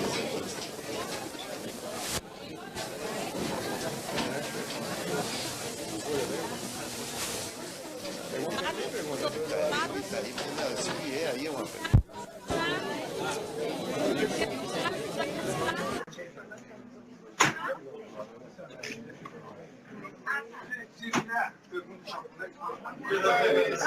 Não, pode deixar. Fica aí, Ricardo, vem ajudar nós. Tá tudo certo aqui, gente? Ok. Quem que tá organizando aqui? Sandra. Viu? Você que organizou, como é que vamos começar aí? Deputado, então nós teremos aqui algumas pessoas que farão perguntas, eles vão se posicionar aqui à frente, farão a pergunta e o senhor pode responder. Eu queria que falasse, pelo menos aí, qual empresa, qual local, por favor. Identificar depois e fazer uma pergunta, ok? Sucinto, apresentação, pergunta. お願いします。日本人の方いらっしゃるので。静岡市のちょっと、ここにいます。いいですか？お願いします。はい、すいません。じゃあ。Começa com Shizuoka, então, Shizuoka Shibu. じゃあ、日本の静岡支部からお願いします。大きな声で、はい、ここでマイクで。はい、とりあえず、por enquanto está ouvindo. Tá ouvindo. Vamos lá, pessoal, por favor. Pode ir lá, Cruz.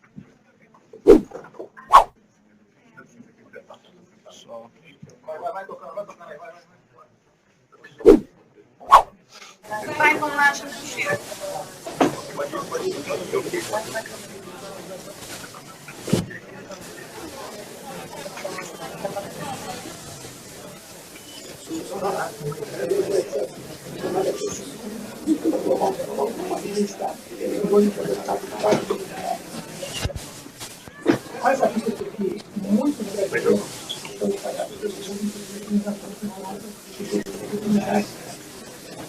Qual seria a sua primeira São várias medidas em tomar simultaneamente, a parte da economia, como o nosso economista.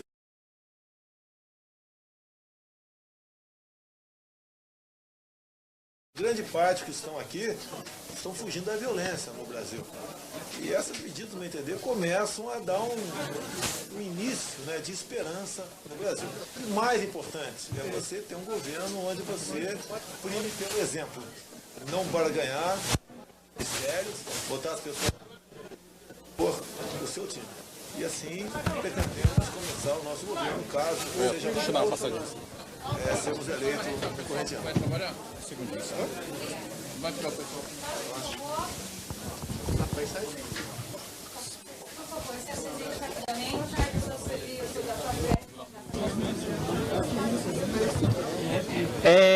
Pessoal, quem querer ficar para o almoço, né, é só ir lá no caixa da Servitur, conversar lá, tá?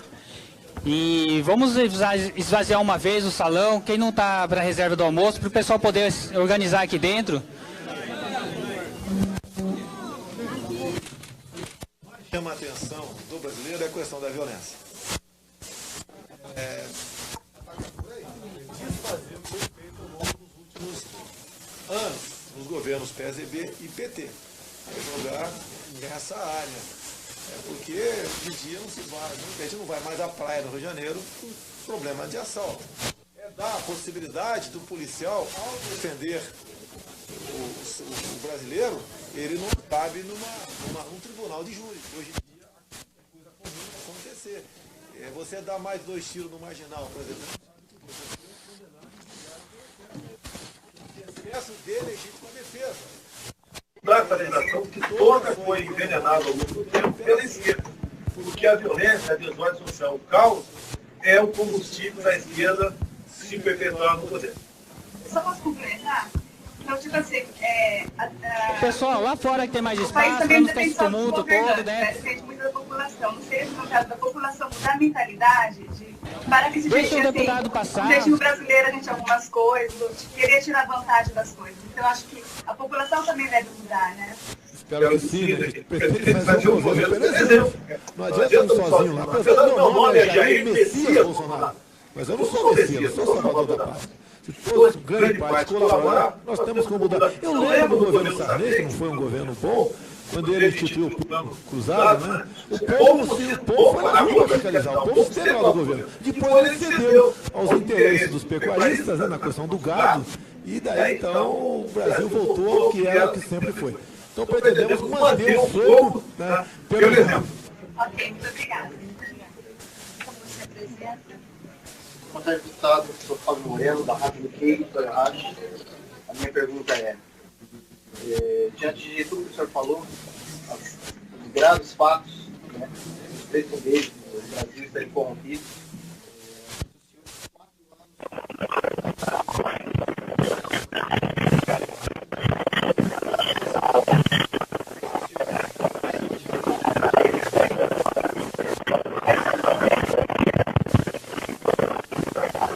Eu acredito que em 4 anos você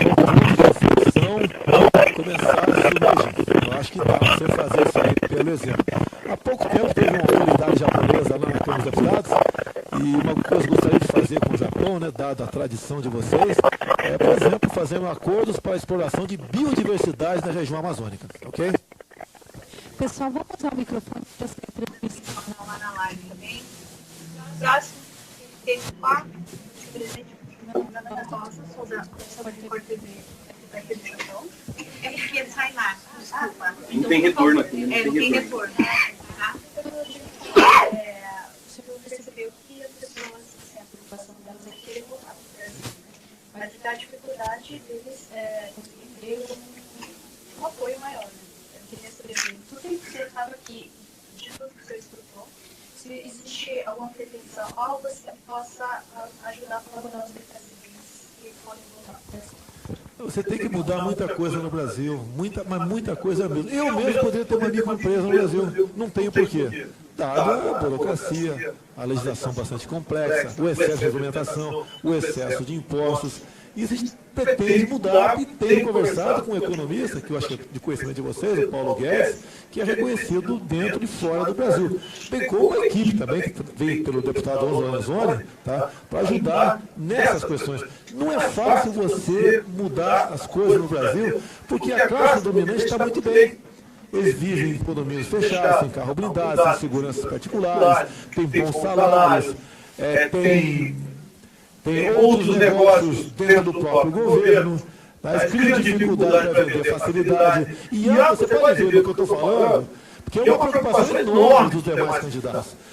Quase toda a mídia é pancada em mim o tempo todo. É fascista, racista, homofóbico, xenófobo, tudo que você possa imaginar. Qualquer coisa ali pega uma parte e é explorado de forma bastante forte no Brasil. Mas com as mídias sociais, em grande parte devemos ao professor Olavo de Carvalho essa maneira, estamos desesquerdizando o nosso Brasil. Hoje em dia, daqui a pouco, 40% da garotada entre 16 e 24 anos de idade está comigo, coisa que há pouco tempo acreditava na perfeição hipotética da esquerda.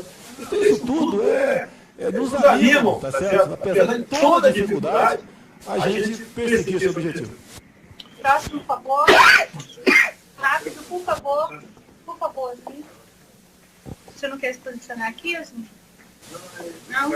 Revista alternativa. Obrigado pela sua visita, Bolsonaro. Meu nome é Luciano Araquim, da alternativa de site e noticiário pela internet. Não necessariamente uma boa pergunta para o senhor, uma solução, mas uma opinião do senhor. No Japão, nós temos muitos estudantes que abandonam os por diversas razões, né?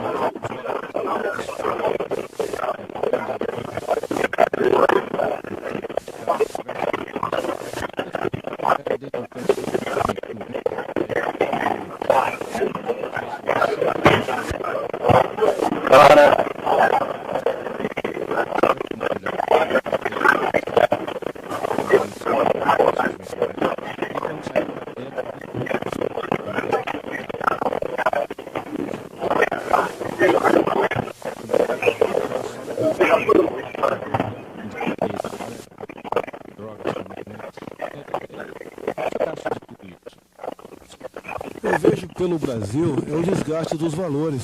Né? A família no Brasil passou a ser um ajuntamento. Dois seres vivos qualquer, pode ser uma árvore e um animal qualquer, é uma família. Você tem conhecimento, a questão da tal da ideologia de gênero, que apesar de nós termos negado no parlamento, a política da esquerda levou para dentro das escolas isso daí. No Brasil, muitas escolas não comemoram o Dia dos Pais, Dia das Mães. Começa no piso, lá embaixo, essa questão. A questão de menor aqui eu sou de penal de 16 anos, no Japão. Estava nessa hora, no Brasil também, diminuía a questão da idade penal. Eu sempre tinha 14 anos, eu tentava ser 16. É difícil. Tem muita demagogia em cima disso daí. Então e a molecada com essa idade, né, eu estou com 62. Eu lá atrás, sem essa gama de informações todas, eu sabia o que estava certo e o que estava errado. Hoje em dia, com todas as informações que nós temos, a molecada sabe que está certo e sabe que está errado. E tem que ser punido por isso. Ok? Então não é fácil você tratar isso. No Brasil, por exemplo, não existe uma paternidade responsável. O governo estimula os filhos com projetos assistencialistas. E quem fala contra, está contra o pobre. É duro de trabalhar num país assim. Eu quero que o pobre fique rico. Agora o pobre com muitos filhos, sem uma devida orientação aqui. Menos filho com ele, melhor. Dá para você se orgulhar e ter prazer no futuro com a sua bola. É exatamente o contrário. Eu não conheço muita senhora que tem filhos. Porque cada filho ganha mais, num programa parecido com o Brasil Canhoso, mais R$70 por mês, mais $20 por mês. É um salário cubano, inclusive, né? Mas se entrega nisso daí, atrás de engordar a renda familiar, em cima de mais um filho, cujo futuro, em grande parte, a gente lamenta muito que não se realiza nossos esperanças para os nossos filhos. Da Gazeta Esportiva de São Paulo. A pergunta é o seguinte: falando bastante problemas e uma das soluções para se combater contra a violência. Eu queria ter algum projeto, alguma coisa, no meu caso, o seu filho, o Carlos, esteve ano passado no Santa Catarina. Você acredita que ou os esportes, um investimento do governo mais maciço nisso, ajudar também a combater a violência, já que a gente sabe que não é uma das soluções? Eu sou capitão do Exército, também formado em Educação Física, tá? Sou professor de Educação Física. Eu acho que a resposta está na própria formação minha. Sim, fui atleta das Forças Armadas por 4 anos no Brasil, tá? E o esporte realmente mente, sangue, corpo são, né? Então, é importante. Eu não vejo nas escolas mais isso daí. Passa a ser, isso é quando existe uma disciplina opcional, tem que voltar a ser obrigatório, do meu entender, com o respectivo exame médico, lógico, e é uma saída sim. Você vê muito aí futebol até, que nós, né, perdemos até isso daí, não é o 7-1 na Alemanha, outras coisas também. Nós suamos para vencer da seleção do Japão.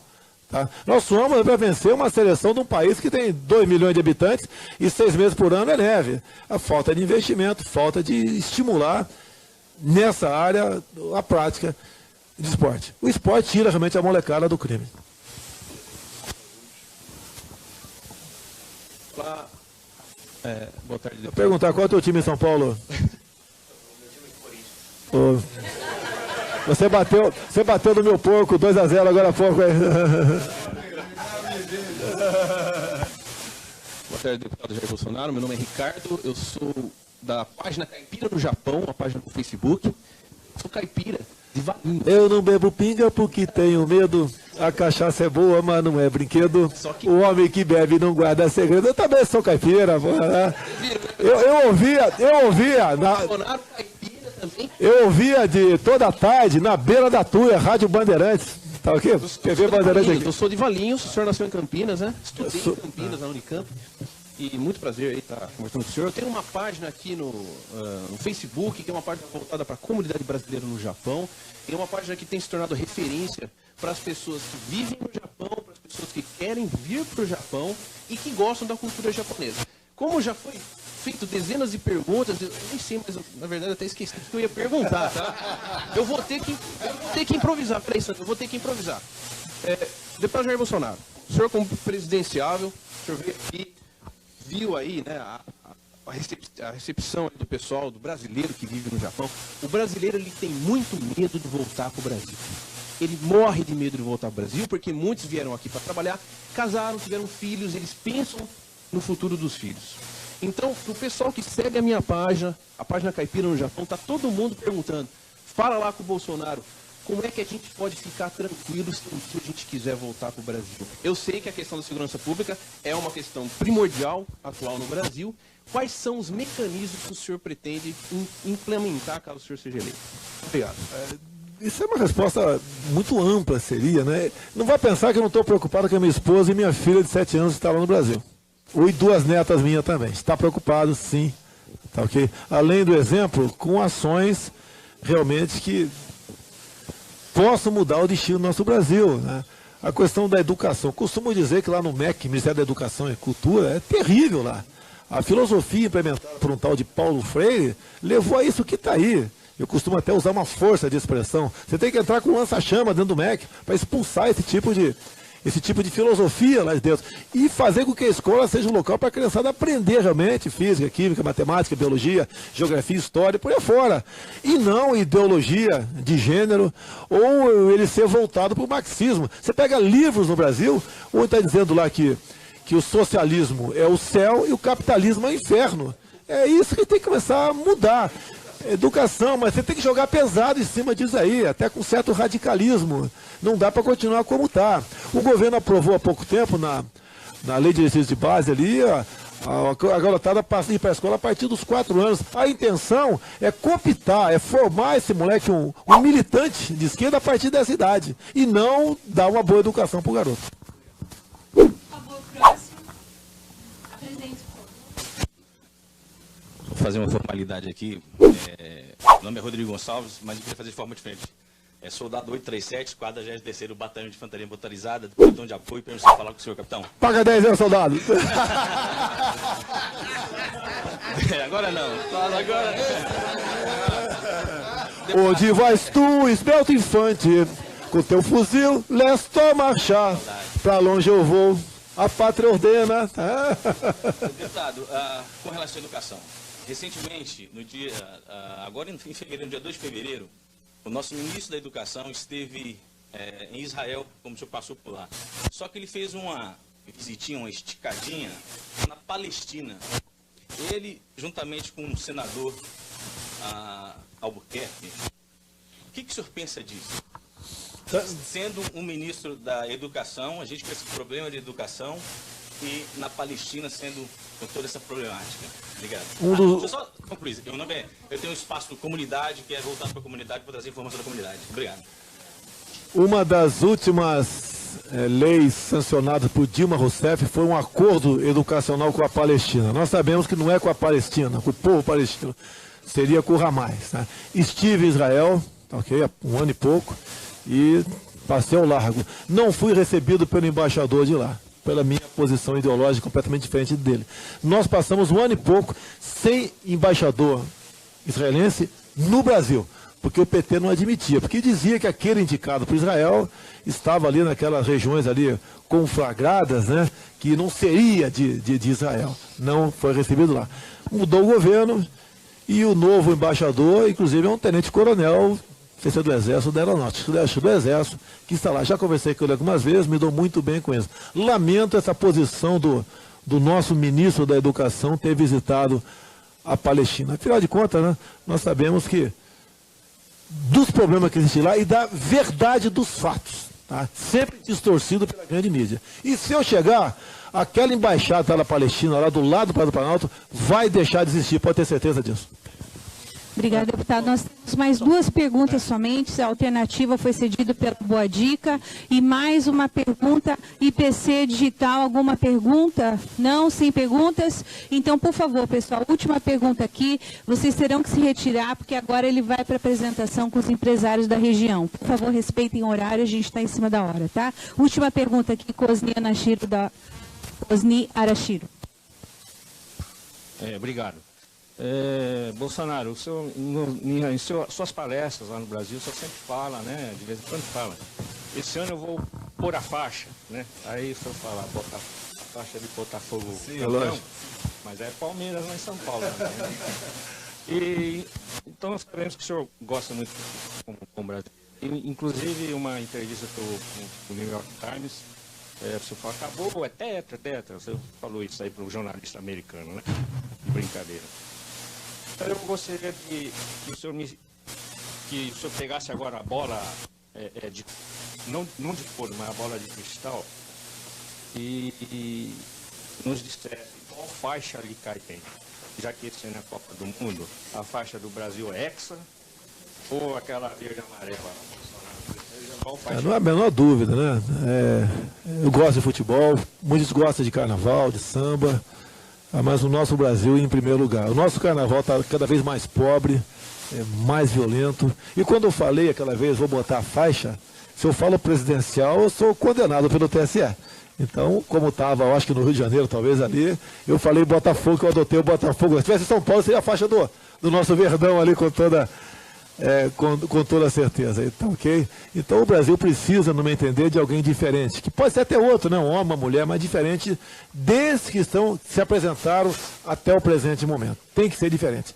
E isso pode ter certeza de uma coisa, eu sou diferente. Alguns podem achar até que eu sou pior, mas eu tenho plena convicção que sou completamente diferente de todos esses pré-candidatos que estão aí. Porque a questão de família, a questão de comércio exterior, a questão de tratar a questão da violência, a questão de desarmamento, tudo isso, né? A questão da biodiversidade, reservas indígenas, nós estamos na iminência de perder grande parte do território do Brasil por causa disso, nós somos completamente diferentes. Valorizar o homem do campo, nós somos diferentes, ninguém discute isso aí, e com boas pessoas do meu lado, como tem algumas aqui, eu tenho certeza que nós podemos fazer a diferença no futuro para o nosso querido Brasil aí, que vai inclusive ajuda o Japão também, né? Se nós formos bem no Brasil, o Japão vai implementar o comércio conosco aqui, eu pretendo me aproximar muito de vocês, eu acho que todos nós ganharemos.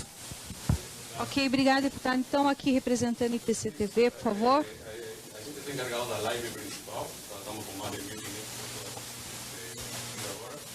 Gostaria de deixar uma mensagem para todo mundo que está assistindo. A todos que estão assistindo, muito obrigado pela audiência, né? Por estar nos acompanhando. Uma pessoa humilde como a maioria de vocês aqui, que tem Deus no coração, pensa no seu país, né?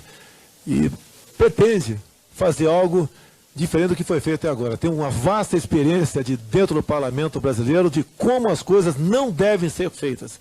E chegou o momento de, junto com meus amigos aqui, tenho dois ao lado aqui, o Nishimori e o Onyx, tá certo? de nós aqui saímos dessa área de conforto que é o parlamento brasileiro no momento, para buscar nós sermos, então, protagonistas dessa mudança que não apenas o Brasil precisa e merece. Eu acho que o mundo todo espera algo diferente de nós. Porque se nós caímos na mesma política que caminha a Venezuela, eu acho que o mundo todo tem a perder com isso daí. Chega de esquerda, chega de comunismo, Brasil acima de tudo, Deus acima de todos. Agora eles vão se retirar, se vocês puderem permanecer aqui, porque nós temos um grupo de empresários da região que gostaria de se apresentar ao deputado, tudo bem? O senhor quer uma pausa, 5 minutos, banheiro, água, tudo bem? Ok. Pessoal, muitíssimo obrigada pela presença de vocês, tá bem? Não esqueçam das recomendações que nós passamos de e-mail, tá certo? Depois ele vai para o salão principal também. Obrigada, tá, pessoal? Muitíssimo obrigada pela segurança. A agricultura é assim, né? A minha página tem